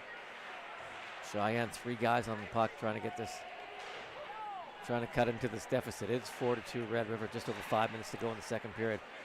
Red River, nice. Cheyenne forcing the turnover there. That was Lashovsky. Nice job to apply some he was a pressure. part of that line last year that you dubbed the chaos line, and they were making all sorts of lives difficult in the defensive zone for opposing teams. New partners. We're going to have to come up with a new name. All right. Cheyenne doing a much better job these last 5 minutes of keeping the play in the Red River zone. Yeah, they have. So hopefully good things can happen here. Notice their defensemen have been a little bit more active too, Yeah, which is once again held some pucks in. Red River doing a nice job of crowding the house there. 3 guys on that puck. Red River breaking it up on this left-hand side.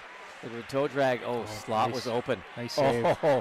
I don't know if that hit the post, but Cheyenne, though, dodged the bullet there, but bringing it up. Nice spin move. A big hit. I'm not sure. Was that Colton Rogan? Colton Rogan, yep. A broken stick here. He felt all of that. Red River, though, trying to break it out. Cheyenne, nice pressure. Causing the turnover in the zone. And Cheyenne with possession again. Yeah, Rogan and Kilgore tied up there. I don't know what the heck was going on. All right. Cheyenne. We opened in the slot. Here we go. Tough angle again, though. But creating some offense here. Nice job on the turnovers by the Mustangs. No ice. Hopefully Christensen sees it. Yeah. You got it up. You got Lashovsky waiting. Yeah. There you go. Nice job.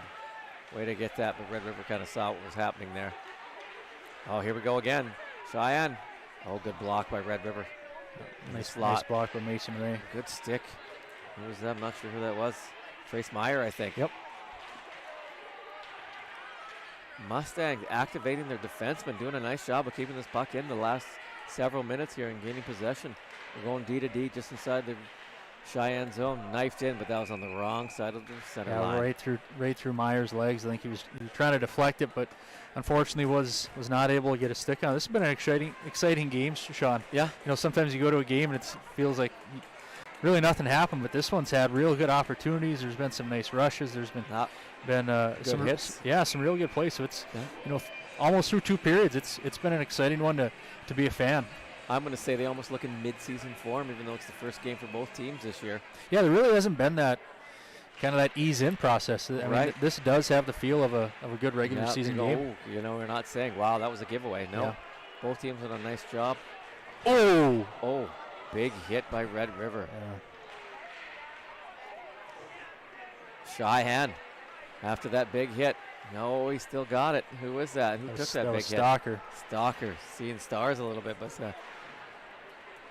kudos to him. He's probably a little angry and he's trying to return the favor. Cheyenne with possession. Just over 3 minutes to go in this second period. They're down 4-2. Nice toe drag there. Big hit by Mosier. Here we go, Cheyenne. Trying to keep this at his toes. Couldn't see it. We got Red River with numbers on the left-hand side, but uncharacteristic there. We had 4 guys and just choosing to dump it in even though they had bodies. Yeah, and Trey Stalker's showing some toughness there. The reason I reacted is those hits on those stanchions. They talk about like turnbuckling guys. Now you look at higher level rinks like Ingolstadt and Grand Forks, the NHL, they all have that curved glass there so that those sorts of hits don't happen where you're getting rode along the boards and then your head hits that and that's a scary play, and they've tried to take that out, but here Cheyenne looking to bring it out fastly. So I might be dating myself a little bit here. Do you ever remember that time where Al Iafrate got rode into the stanchion, and it was brutal. Remember the name Al Iafrate because he always won the slap shot contest before McKinnis. I want to say, I think he was wearing a helmet at the time, and it just flew off. It looked just terrible. Like we said, the construction of the rinks now is different, but here at West Fargo Sports Arena, we don't have that nice curved glass, which is put in for player safety, but it looks like Stalker's okay because he jumps right over the boards. One thing I just thought of, a player that must not be okay because we haven't seen him come back into the game is going to be Nate Pearl. It was early in that first period. He went down that hit along the boards. I do see there's a Cheyenne player that's sitting down on the defensive side of the bench. I don't know if that's Pearl or not, but we haven't seen him return back to the game since the first period. And we'll do our best maybe between periods to see if we can get an update on Pearl's status. Just committed to UND for golf, so he's going to continue his part of a 2-time state champion Cheyenne Mustang golf team, and so he's going to continue his education and golf career at Kudos UND. to him. Yeah, Yeah, Andrew Wilhelm, I believe, is going to Crookston for golf. Okay. Pearl's going to UND, and then Aiden Knoll is going to be golfing at University of Mary. So nice. Yeah, so I know those. You talk about Cheyenne or Red River coming in, hoping that they can repeat. Yeah. For Cheyenne, I mean, they bring a bunch of good golfers back, and they're back to back. So that would be that'd be 3 in a row. Oh. So that was reminiscent of the play where I thought it was going offside, and they once again, players looking at the officials to see if it was offside. This time it was, and the other one was not. And it looks like we let up a little bit, and then 2 seconds later, it's in the back of our net. Yeah, so this is going to be an important minute 49 here for Cheyenne. You want to finish the period on a positive note. Yep. All right, Cheyenne looking to bring it in, but it hops off the stick. Red River. That looked offside again, and it was. Yeah, so just 9 seconds. Looks like we're going to do a face-off, same song and dance, same dot on the ice, same players. Nothing's going to change. Just right outside of the Cheyenne defensive zone. Just exactly 1:40 to go in this second period. 4-2, Red River leads Cheyenne. Red River wins the puck. Good stick by Close. That was, sorry, we lost the draw. Yeah. And then we had a nice stick by Cooper Klaus. Oh, Cheyenne once again, close to being offside, but puck does squirt outside the zone. Good job.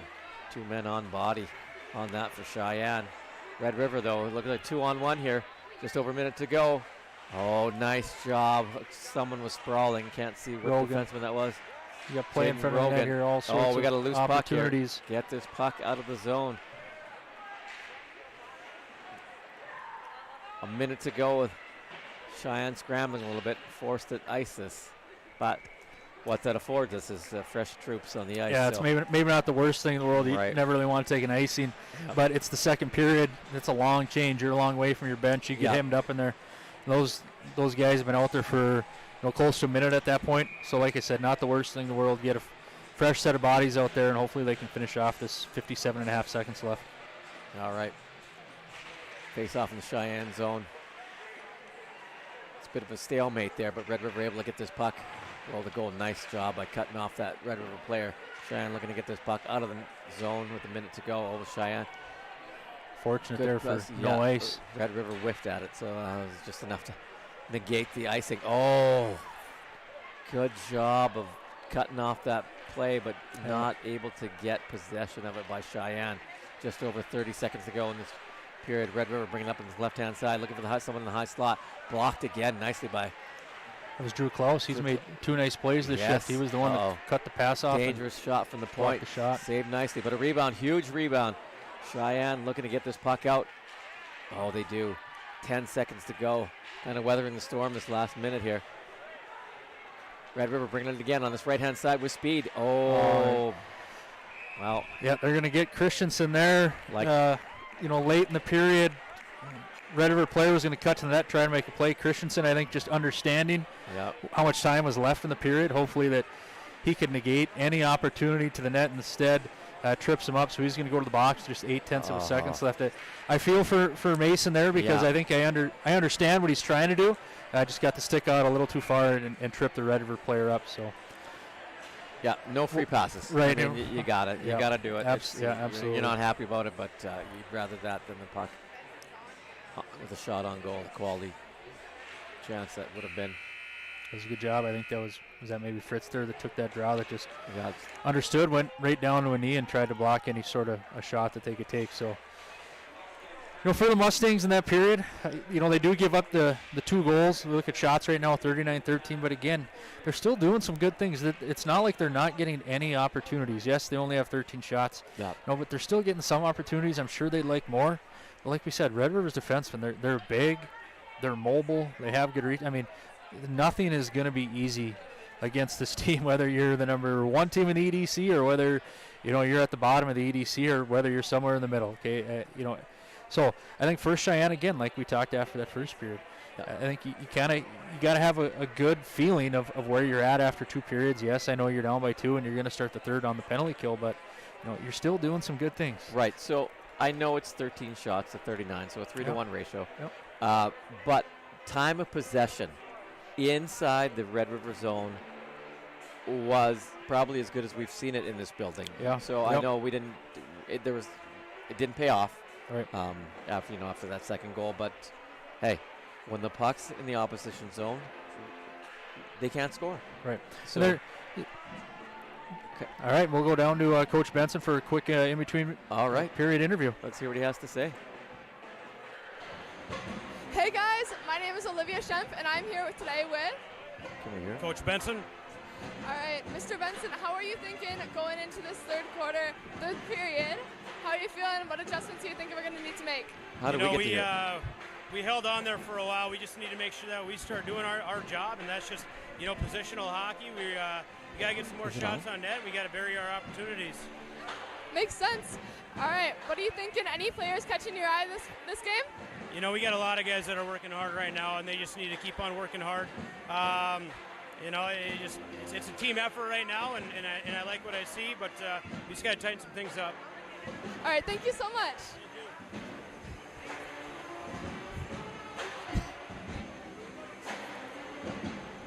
All right, fans, don't go away. We're going to do a quick commercial, and then when we come back, we're going to have another state champion that was crowned this fall at Cheyenne. We're going to interview Ethan Ron, who was the state single boys champion in tennis. Absolutely. All right, so we'll do a quick commercial, and then we'll come back and interview Ethan.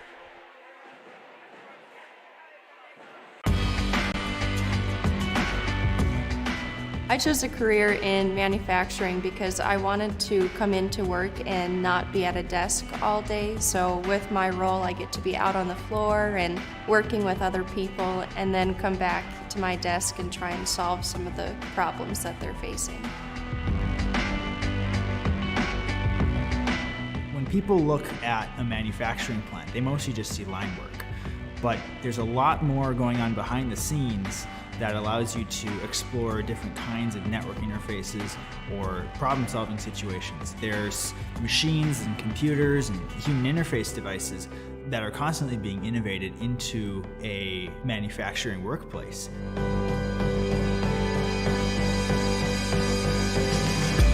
The best days at work are when you get to solve the problem, or when you finally get that aha moment and okay, like this is gonna be it, like this is what we've been thinking about, this is what we've been hoping for.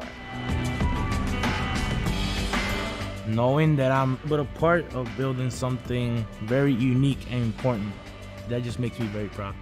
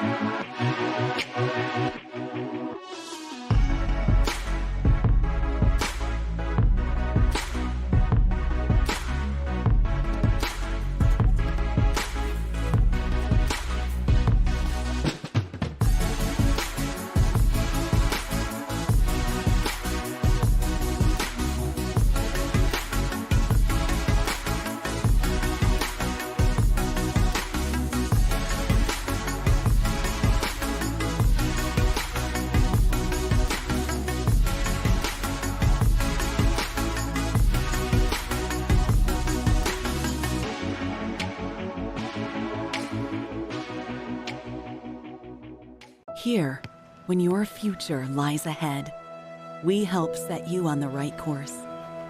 When your whole world is about to change, we help you prepare for your new life.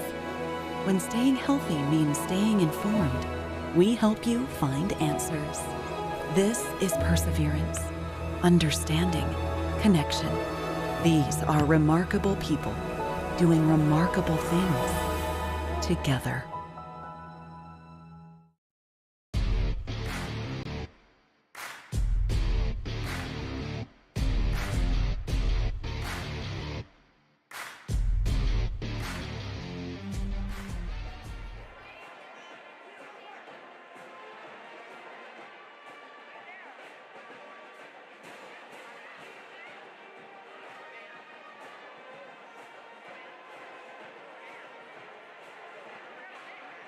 Hi, I'm Gabby, and I work at Marvin. When I first started at Marvin, I was a production associate, and I was shocked at how bright the floor was, how clean it was. It can be a very fast-paced environment, but it can also be very fun. I feel great about the growth opportunities at Marvin, especially because I started as a production associate and then worked my way into being an HR coordinator. If you're interested in working in manufacturing or you've never worked in a manufacturing environment before, I would definitely say come try it out. It might surprise you. It can be very fun and rewarding.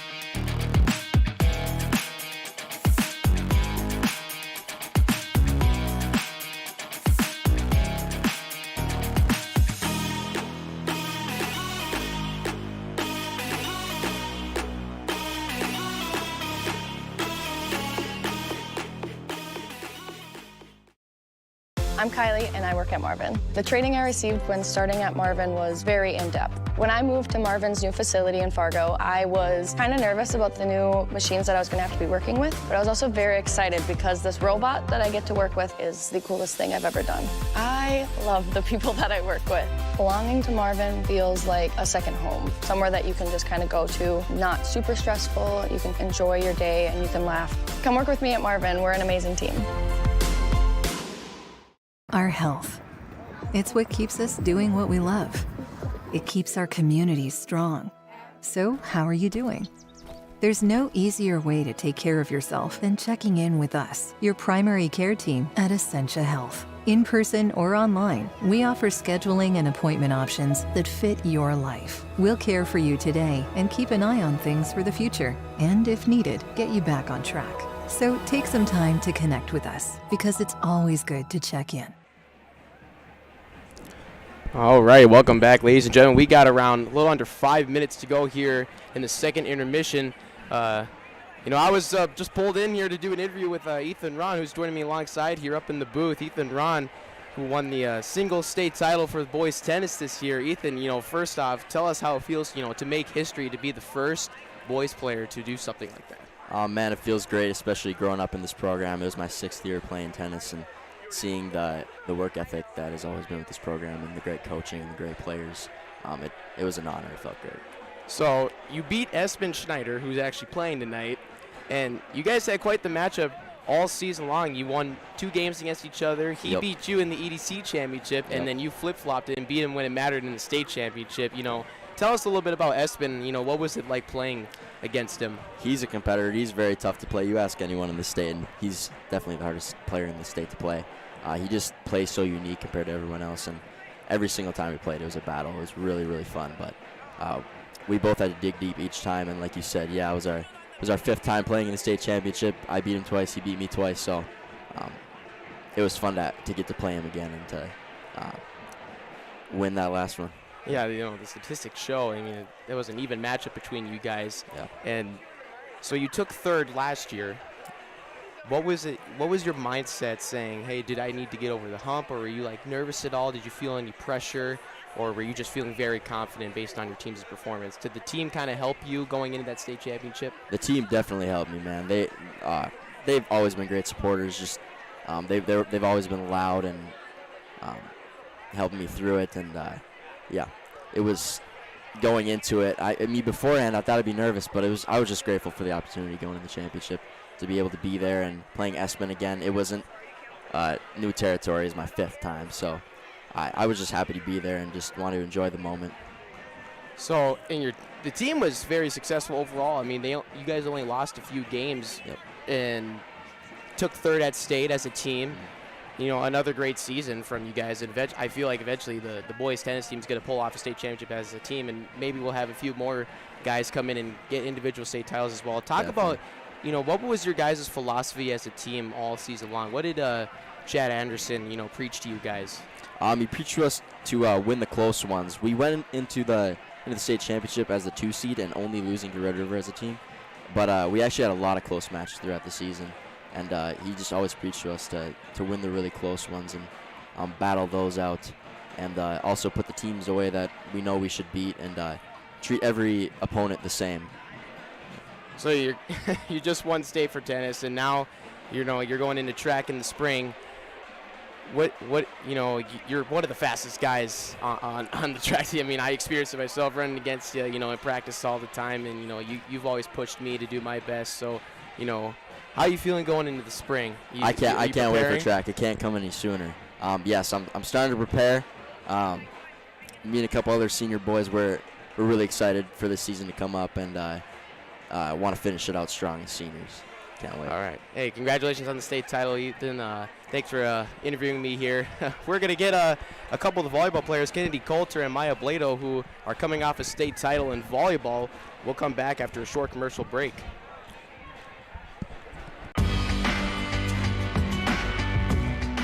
I chose a career in manufacturing because I wanted to come into work and not be at a desk all day. So with my role, I get to be out on the floor and working with other people, and then come back to my desk and try and solve some of the problems that they're facing.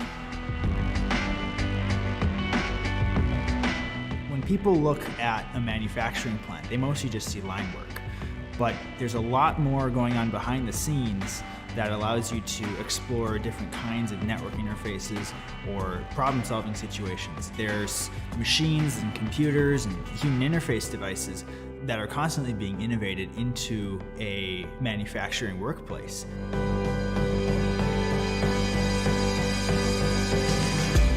The best days at work are when you All right, we are back with senior Kennedy Coulter and sophomore Maya Blado, a couple of the volleyball players who, they came off a state title run. They were able to defeat Bismarck Century in an unbelievable 5-set match that went after midnight. You guys, that was just, probably the best volleyball game I have ever seen, in my opinion. And, just talk about what it's like to bring home the first volleyball state title. I mean, it was a goal of ours, and that game was, still don't believe it. I mean, it was so shocking, and it's still hitting us. It was a crazy game. First, that it didn't start till 10 o'clock, and it ended after 12, and that we took them to 5, and that we won. I mean, it was huge for us, and it's a crazy feeling, and it's I'm gonna have it forever. That feeling forever. So. Yeah, it was really fun to see all the work we've put in through the season come out like this and be able to beat Century in 5 and bring home the state title. I mean, just to give you guys some statistics, that was Century's 13th year in a row in the state championship. I mean, you guys know they've been an absolute dynasty, and it's like they've been there before. So it was really awesome to see you guys go out there and take it from them, especially they won the last 2. And what was Coach Newman saying to you guys when you guys were facing some adversity there, when they kind of came back there in the 4th set? What was your guys' mindset going into the 5th set there? I think that we have this kind of rule for our 5th sets is you have to win the first point because that's a huge momentum shift, and then it's 1st to 5, and that's what we did. And we got the first point, and then we pushed to 5, and we had to take momentum right away, and we did, and that's how we won by 7. Yeah, and just playing loose, like Shirley says, just playing mostly in volleyball, and we know we can beat them, and we know what we can do. So just being able to play loose and be able to do that and win. And you're only a sophomore and you already got a state title under your belt. Kennedy is good to finish off your volleyball career with the state title, but you got 2 more years. So how are you feeling going into next season and the year after? How are you going to prepare for next year? Yeah, I mean, it's definitely going to be hard losing so many seniors, but I'm glad I could have this experience with them and be able to hopefully be a leader next year and help the girls who haven't played that much to be able to step up and hopefully do good at state next year and hopefully repeat. Congratulations, guys, on your state title. It was really, that was, like I said, the best volleyball game I've ever seen. And we appreciate you two coming up here and interviewing me up here in the booth. So we are going to get back to our live broadcast. The 3rd period just started, so thank you, Maya. Thank you, Kennedy. We wish you luck. Maya, we wish you luck for your the rest of your volleyball career. And Kennedy, congratulations on finishing off your high school career with the state title. Thank you.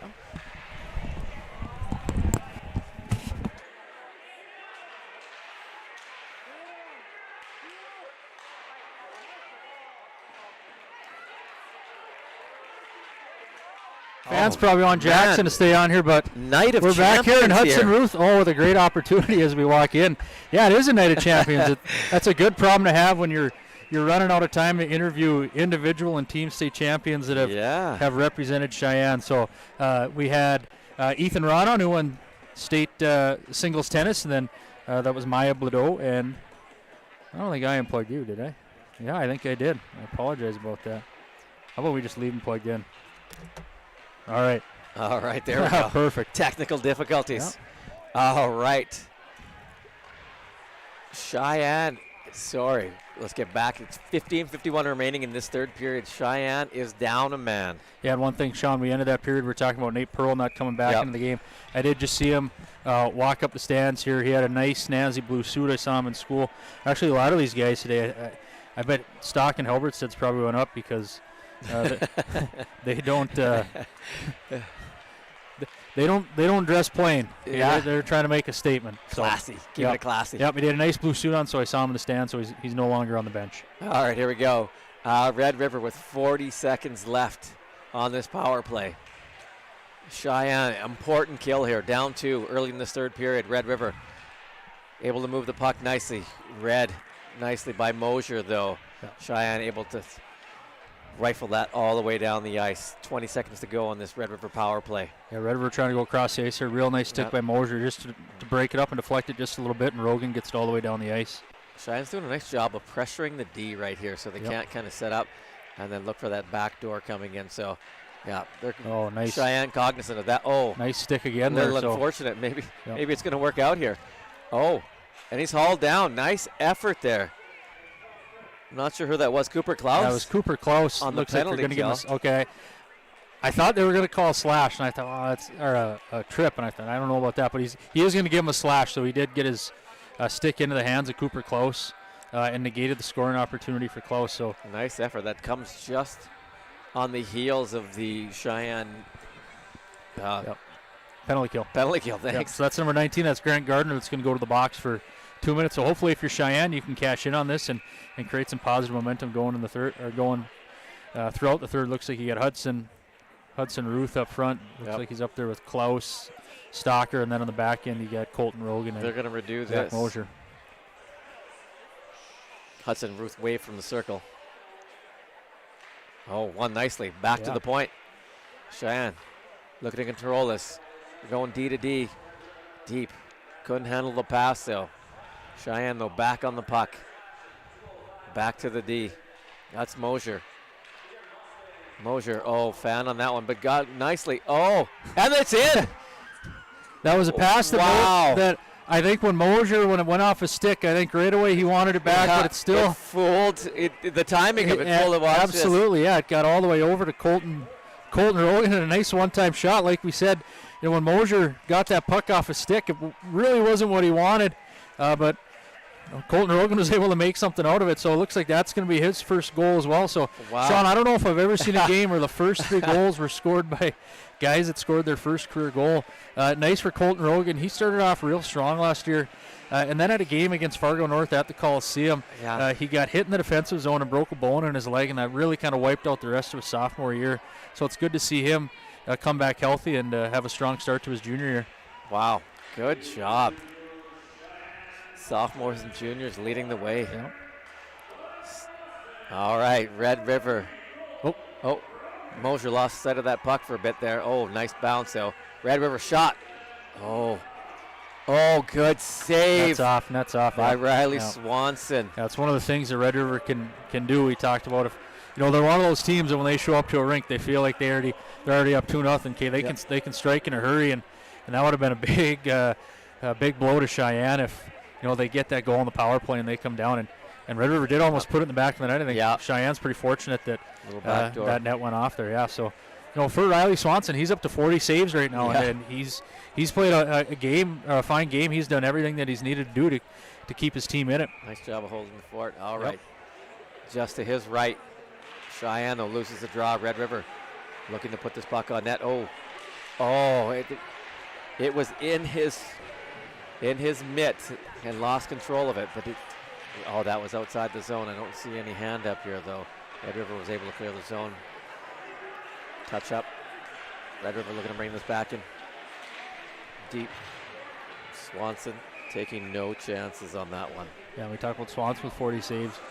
For Red River, that's Cheyenne's got 3 goals on 18 shots on net. Not the great save percentage that you probably want.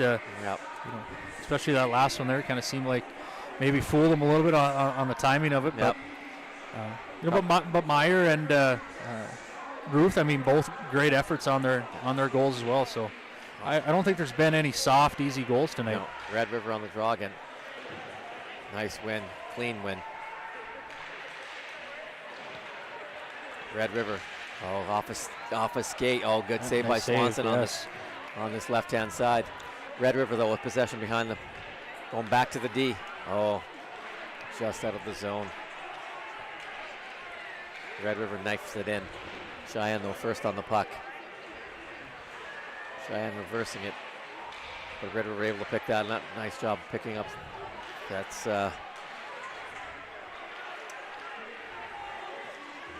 Mosier. I know that you know it's Mosier for Sheyenne, but you're looking for the. Yeah, it was Luke Bidell. That was my apologies there. Couldn't find the sheet. All right, we're in the neutral zone here. Red River brings it back, looking to create some space, find a man open. Oh, it's tipped in though. It's been off Sheyenne. Red River keeps it in. Good hit on the boards there by Sheyenne. Yeah, that was Klaus again, and I think maybe Klaus has stepped in for the injured Pearl, and I've been pretty impressed with some of the plays he's made. Right there, he steps up when the puck's been in the offensive zone. He stepped down a couple times to pull the puck in. He intercepted a pass right down here in front of us. So, he's feeling into a position that he didn't start the game in, but he's played confident, and that's nice to see when kids step into those positions and maybe they're not normally in, and it really hasn't phased them. So good for Ben. All right, that was Hudson Ruth on the draw. Nice clean win. Cheyenne looking to get this out of the zone. Spent a fair amount of time in the first 5 minutes in the Cheyenne zone. Yeah, that was the alley-oop. Cooper Klaus was trying to get her up in the neutral zone, and instead he sent it into orbit. Looks like we're going to get a new line out here. You got Mosier and Rogan back on defense with. I don't know, the line is going to stay out there, just changing the beat. All right, Cheyenne able to win the draw. Looking to exit the zone, going high, cross ice. Knocked down. No ice. No ice. Nice job of knocking that puck down. Just outside the Red River zone. Red River, though. 2 guys coming in the skates. Nice job of handling that. Oh, guy left open in the high slot. Nice drop pass by Red River. Oh, we lose the handle there. That was Hudson Ruth losing the handle. Oh, same thing almost happens to Red River, but they're able to get possession. Trying to bring it in. And that's offside. They got to clear the zone. That was Luke Bidell that got caught up in that same stanchion that Stalker did. Yep. Cheyenne looking to advance it. Nice job of knocking that puck down. That's Hudson again. Oh, Cheyenne just offside in that play. Yeah, Red River had a real nice breakout out of their zone there. They just chipped it right off the wall in the middle. And the player come down when he shoots it over the net. And it goes all the way, rims off the glass, goes all the way around. Unfortunately for Cheyenne, Hudson Ruth wasn't able to corral it cleanly. But you're looking 11:36 left here in the third period. That's little things like that, like shots from bad angles, and they rim all the way around. Yeah. You don't want to give a team essentially a clean breakout. So as this game winds down here, you got to be real smart with how you manage the puck. Absolutely. Too early to start taking chances down one. 11-20 to go. No, for sure. Absolutely. Red River looking to get out of their own zone. Oh, kept into the point by Cheyenne. Someone's lost the glove here. Looks like Red River. Cheyenne with possession. Just at the hash mark. So we got the refs. Got a penalty on someone here. Yeah, penalties. It was in the far end. Couldn't see what happened, but it looks like it's going to be Jaden Rogan's going to go back to the penalty box there. It's going to be his second penalty of the game. He's asking referee Arden Blair for an explanation. Like we said, it's in that far end. We have an obstructed view from where we're sitting at, and that was actually where Rogan's first penalty was down in that far end. We couldn't see that either. But yeah, I did see the Red River player adjusting his helmet. So yep. And I didn't even notice what sign boarding contact. Boarding? Is that what it was? Okay. Couldn't quite tell. Seemed to be the indication. Red River on the power play, just over 10 10 minutes to go. Oh, blasted from that left-hand side. Sheyenne, though, looking to break this out. We got numbers here. We got 3 on 2. Sheyenne. Oh, the spin move.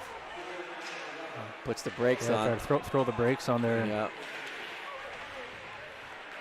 Able to get it out. And then nice bounce in the neutral zone. Oh, looking to spring. It doesn't seem like we're even shorthanded. Well, the ref called an icing there, and he's pointing to his chest as if, my bad. That's my bad. Yeah. That was, Mosier was trying to spring Klaus for an opportunity there, just put a little bit too far in front of him. The face-off now is going to come to center ice. The Mustangs are going to say, why isn't it all the way down? It was your fault. Why we have face-off? Coach Benson looked like he's just saying, let's play on. We're fine. But I understand if you're the boys and their frustration there, it's, you're on the penalty kill, puck's all the way down, and an official, makes a mistake. But that's the rules. Yeah, that's a good 10 to 15 seconds probably that they probably lost on that. All right, Red River looking to bring it up on this right-hand side. Taking it down low, looking for someone to find in the slot. Oh, nice job. Oh, off the stick. Oh. Yeah, you had, you had 4 riders, and you had 2 Sheyenne players sitting right in front of goaltender Riley Swanson. Was never able to see it. Broken play. Yeah, if he can see what's in front of him, I'm confident that he's going to make that save. But with so much traffic in front of him, that was a shot right down low on the ice. And unfortunately. So here's what just happened there. I saw one of the Sheyenne players talking to the ref, saying, hey, this is on you. Yep. And he was just teed up. So we'll be.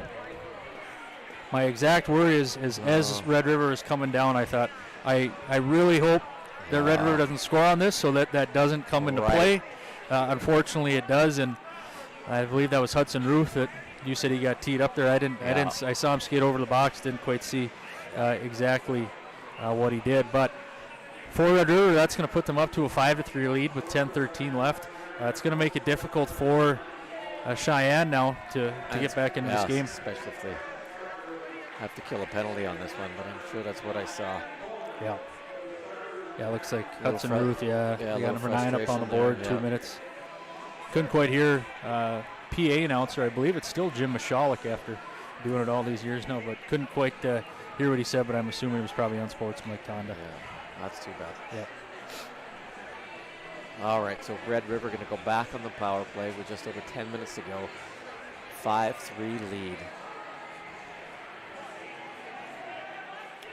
Coach Benson's giving the boys a talking to, said, hey, I'll take care of thee.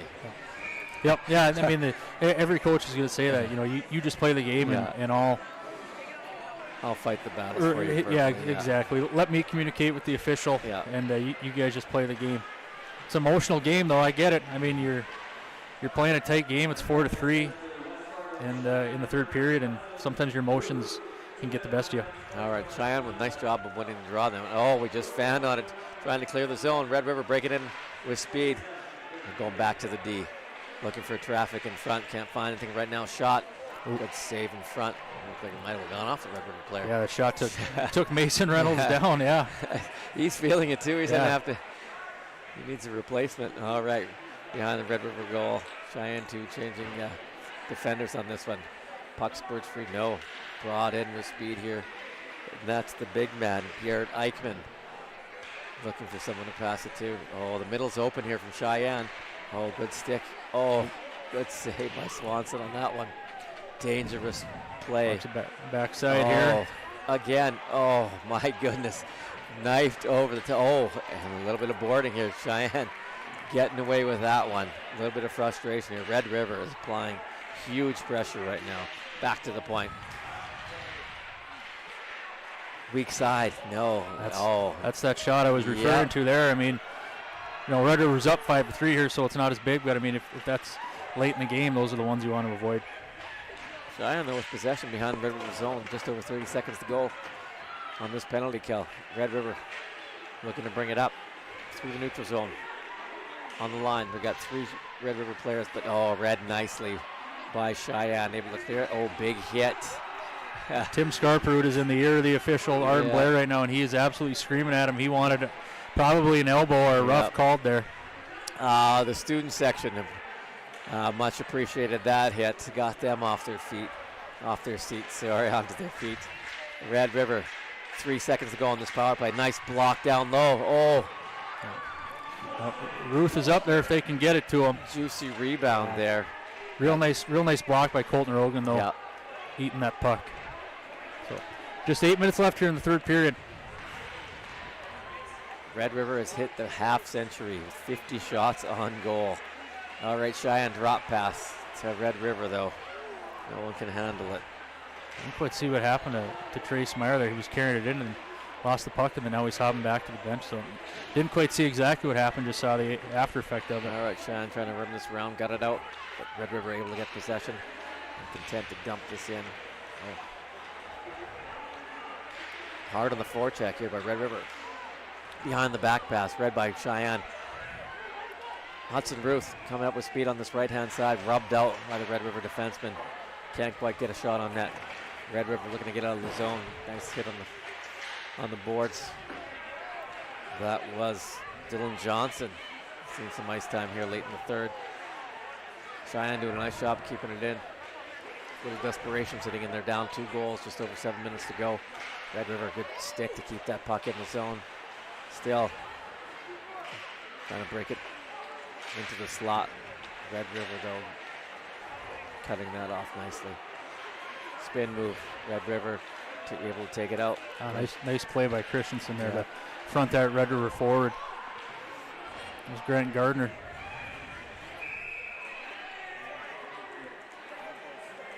Just over 6 minutes and 30 seconds to go. 5-3 Red River.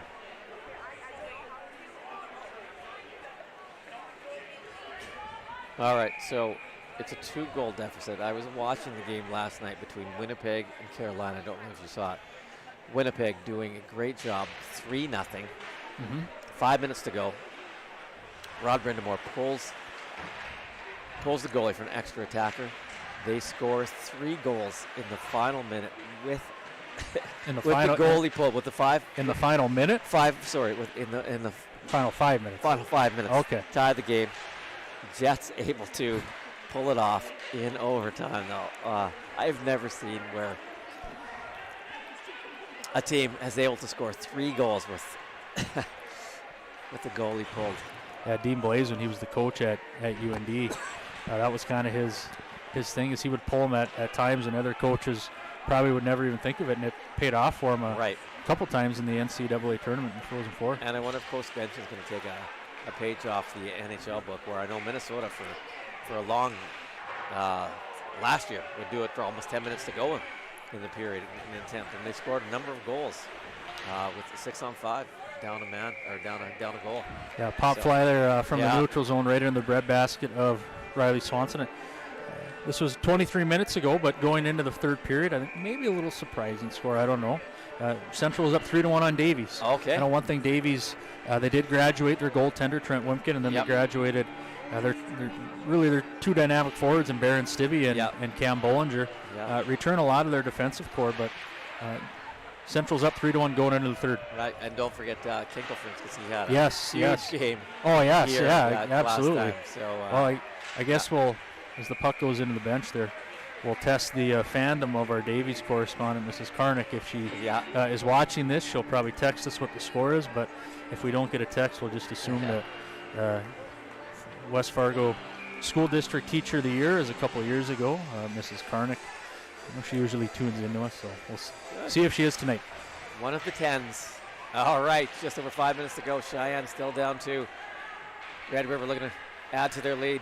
Shot from well out, good save. Yeah, and that's a fairly easy save if you're Riley Swanson, just right into the crest of the Cheyenne jersey. He's able to swallow it up. The nice thing about that is he doesn't allow a rebound and give a Red River forward a second opportunity. Well, Coach Bench and I think, going to be a little conservative. And it's tough, to pull your goalie. 5 minutes to go, especially with, I think 5 minutes is a little bit too much here. Yeah. And when you got a team that possesses the puck as well as Red River does, absolutely. You're playing with fire. All right, Cheyenne able to win that draw, though, bringing this in. Good support. Oh, what's going on there? Well, they were able to get it in deep on the Red River zone.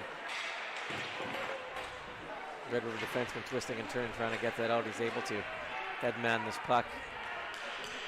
Oh, drop pass. There's room there, too. Oh, whistled wide. Oh, good save by Swanson. That was a good job by Swanson to read that. That first initial shot went wide, and then it popped right out to was Carter Sproul there. And a nice job by Riley Swanson. He was able to read and react and get to the other side. And when he pushed over, his pad slid into the post, and the net came off. Red River does such a nice job of bringing it in deep and then finding that guy coming in, that trailer in the slot. And then the rebound, too. And then the third forward's coming in, and there's a rebound and getting several chances on that. So very well done. Yeah, their zone entries and line rushes are done very well, and they don't waste opportunities carrying the puck into the zone. All right, Cheyenne looking to get this puck out of the zone. 4 minutes and 20 seconds left on the clock. Mosier looking for help here. Got 2 Red River guys on him. Oh, nice job. Bringing to the center of the ice. That's a dangerous play. Oh, here, turned over. So rather than going to the boards and almost getting it for sure, we decided to try to keep some space, go in the middle. Puck is picked off. Yeah, I believe that was Lashovsky just carried the puck into the middle of the ice, and this late in the game, 4-13 down by 2, you probably want to be, or not probably, you want to be more secure and safe with the puck there. Unfortunately for him, it slips away from him, and he recognized it right away, and I think he was going to the bench thinking that they were going to make a change, and Coach Benson said, no, you're staying out there, so showing some faith and confidence in Charlie. Looks like now they are going to change, though. I see Stocker, Klaus, and Ruth hop over. Looks like Mosier and Rogan as well. So there we go. Got some wholesale change. 5 new guys. Here we go. Just over 4 minutes to go. Excuse me. Red River nursing this 2-goal lead. Cheyenne.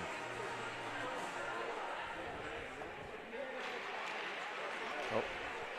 Yeah, 2 rinks here. Buzzer going off on one. Yeah. I thought that was us. So 4 minutes to go. Red River. With possession behind the Cheyenne goal. Cheyenne nice pass, able to break this out. Coming in with speed on the left-hand side.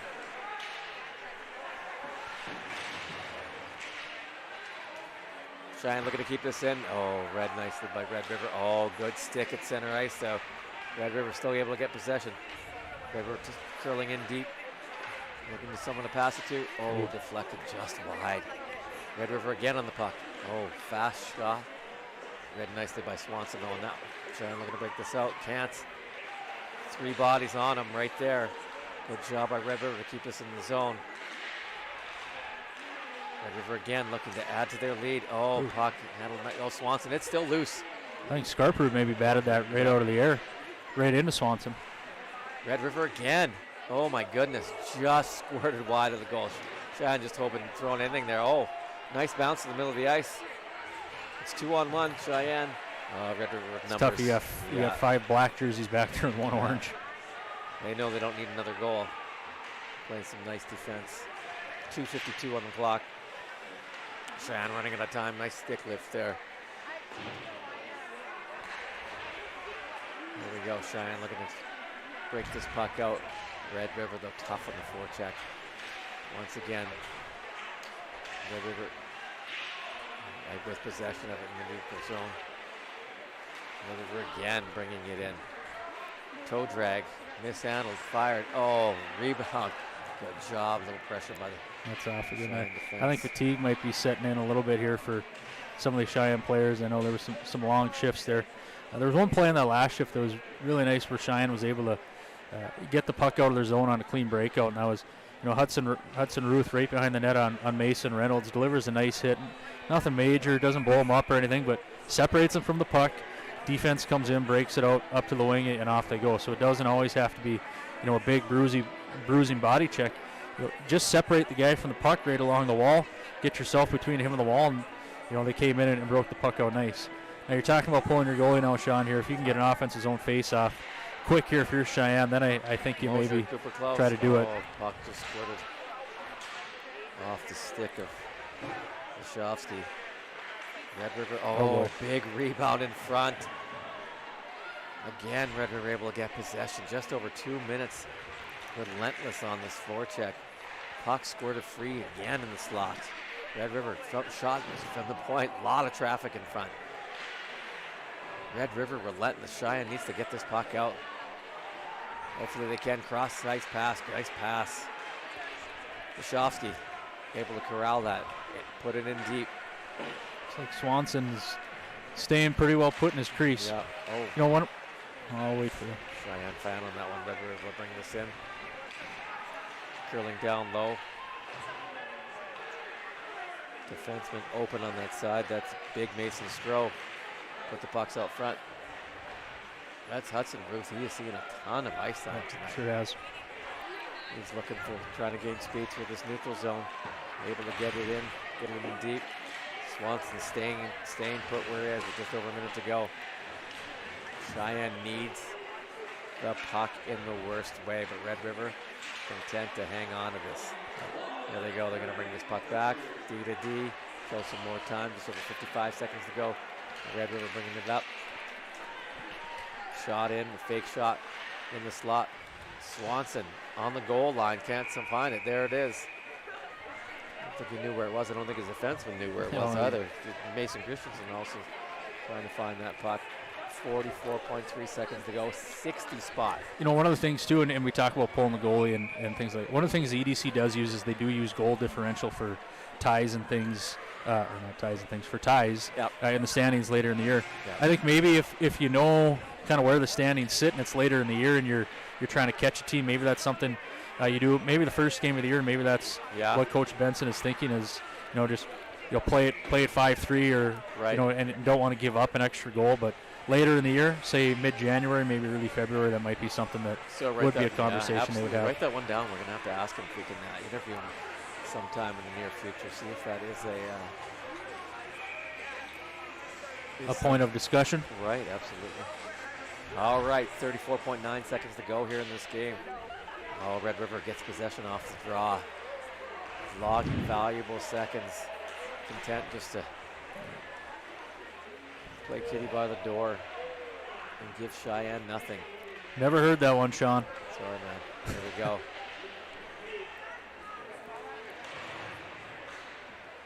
Oh, big hit. Nice job. Oh, oh boy, get your hands down. Get your hands down there. That's an exception to that one. Mason and I'm sure they're both going to go on that one. Or Mosier and Mason Reynolds, excuse me, over along the wall. Looks like they're only going to take one. Looks like it's going to be Mason Reynolds. He was the one that gave Mosier the initial one that Mosier pushed back, and then, you know, he gave him a pretty good shot there. Was a little surprised with Red River having their tie plan out there. Looks like it is going to be a coincidental. Mosier's going to go. They got two up on the board for Reynolds. I don't know if it's going to be a straight coincidental or if one's going to get the extra penalty. All right, 8.3 seconds to go. Oof, not saying it's impossible, but looks like a score here. Looks like Fargo South Shanley 7. Looks like Bismarck nothing.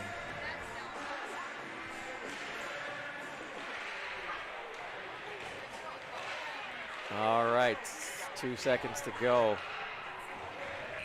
All right, here we go. I'm gonna help my my color guy out here. Kitty bar the door. Chiefly ice hockey, very defensively so as to prevent opponents from scoring. Oh, Kitty! I thought you said Kitty by the door. I might have slipped out. Okay. All right, so this game comes to conclusion. Red River able to hang on with a 5-3 win over the Sheyenne Mustangs. Yeah, and Red River, one of the things you look at the end was 60 shots. First period they had 19, second period they had 20. So in this period here they had 21 shots. So they got better, I guess, in the shot total. I think one of the things, I think their depth and the talent that their forwards have, I think that really wore on the Mustangs. We talked early in the game, Mosier, he's going to log a ton of time out there. It looks like him and Mason Reynolds, they just went through the handshake line with one another. They were the two at the end of the game. They're both super competitive kids. I don't think there's anything more to it than that. Pretty sure they play in the Elite League with one another in the fall. I'm sure they know each other, but he was out there a ton. Colton Rogan out there a ton in that first line. Hudson Ruth, I was talking to Coach Nate Molly before the game, and he said one of the things I love about him, he said, I love how he competes. He says he's always going 100 miles an hour.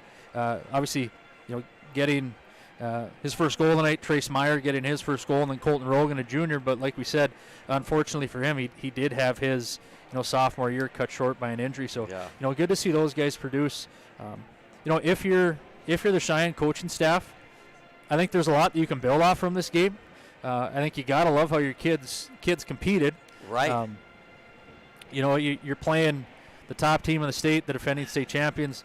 15 coaches across the state voted this team as the odds-on favorite to win state, and you went, really toe-to-toe with them. Yeah, they came out the better part of 2 periods. Right, exactly. So, from my perspective on it, Sean, is I think there's a lot that they can build on, and there's things that they should be excited about for their season. Absolutely. You got 2 sophomores. Yep. Playing a ton. ice time. Yep. You expect the veterans to step up, but it was nice seeing the couple underclassmen really take charge out there. Yeah, and we talked about Riley Swanson. He's played a little bit of varsity, backed up Peyton Buchholz, but over the past 3 years, Peyton Buchholz, his junior year, he was all state. He's played over 40 games the last 2 years for Cheyenne, so that was a spot this year that Cheyenne's going to need to solidify. I thought he did just fine tonight. Kind of late, I thought that there was a lot of times that pucks were sitting around the net, and I think that there was some fatigue on the side of the Cheyenne players when they were in their defensive zone, but you're going to get fatigued when you're chasing the puck a lot because Red River is going to have it a lot of the game. Right. And like you said, on bright spot, we had the puck far more than we did last year against this Red River team, which is almost, pretty much the same team. So, and right. I, like we said earlier, we don't want to compare everything to, to last year, but right. Like you said, it is a lot of the same players. Certainly up front, it's a lot of the same. They did return, 3 defensemen, but as we said at the beginning of the game, there's no dipping your toe in the water. If you were Cheyenne, you were going to throw yourself right into the fire right away. And tonight, I thought they did some real good things. Now there are some things, certainly that they got to clean up. We talked about the penalty kill. You got to stay disciplined. If your penalty kill is not going to be killing at 90% and above, that's going to be something that you're going to want to dial in. Unfortunate, having one of your top 4 defensemen and Nate Pearl go down. But like I said, I thought Ben Klaus stepped in tonight and played a fine job. So it was good to see. I was happy to look at to watch how some of these younger guys performed and guys that were put into new positions. All right, so if you have to give us a letter grade tonight, overall, give the Mustangs a letter grade. I'll go B-. I was going to do the same thing, no joke. Obviously, you give up 60 shots in a game. Yeah. That's something that's got to get cleaned up. But like we said, I can guarantee you this, Mr. Burke, is that will not be the last team that Red River puts up 60 shots on this season. They have the offensive firepower to do so. So some of the defensive zone stuff, I think that'll come as the season comes along. You put your systems in place, and guys get more familiar playing with one another. So for the first game of the year, I'd go B-. Yeah, as well. Yep. There's always things to work on, but you got to be positive with how you played. Right. So hey, we'd like to thank the Mustang media people behind the scenes, doing a phenomenal job. I know we can't see it, but kind of in our booth here. No, absolutely. And in the spirit of Thanksgiving, we want to give thanks. We have Jacob Fisher and Grant Knodel are sitting here. I know Christian Knodel was out there running a camera. Olivia Schemp did our interview with Coach Benson in between periods. Obviously, Mr. Knodel, our coordinator for all this, Jackson Miller stepped in. There was, for people to think that this is just flipping on a camera, there was probably upwards of 10 people tonight that it takes to put something like this on. So we really hope that you do. It's a village. Yeah, absolutely. And on the air. I'm watching, Grant Knodel change cameras here. You're seeing fans walk out. Now you're seeing the Zamboni. We had bench cams. We had a mobile cam down there. Interviewing Coach Benson. So it's very impressive to see what these Cheyenne students can do. All right. So thanks to everyone that was watching on YouTube from Mustang Media. I'm Sean Burke. I'm Jordan Latufsky. Good night, everyone.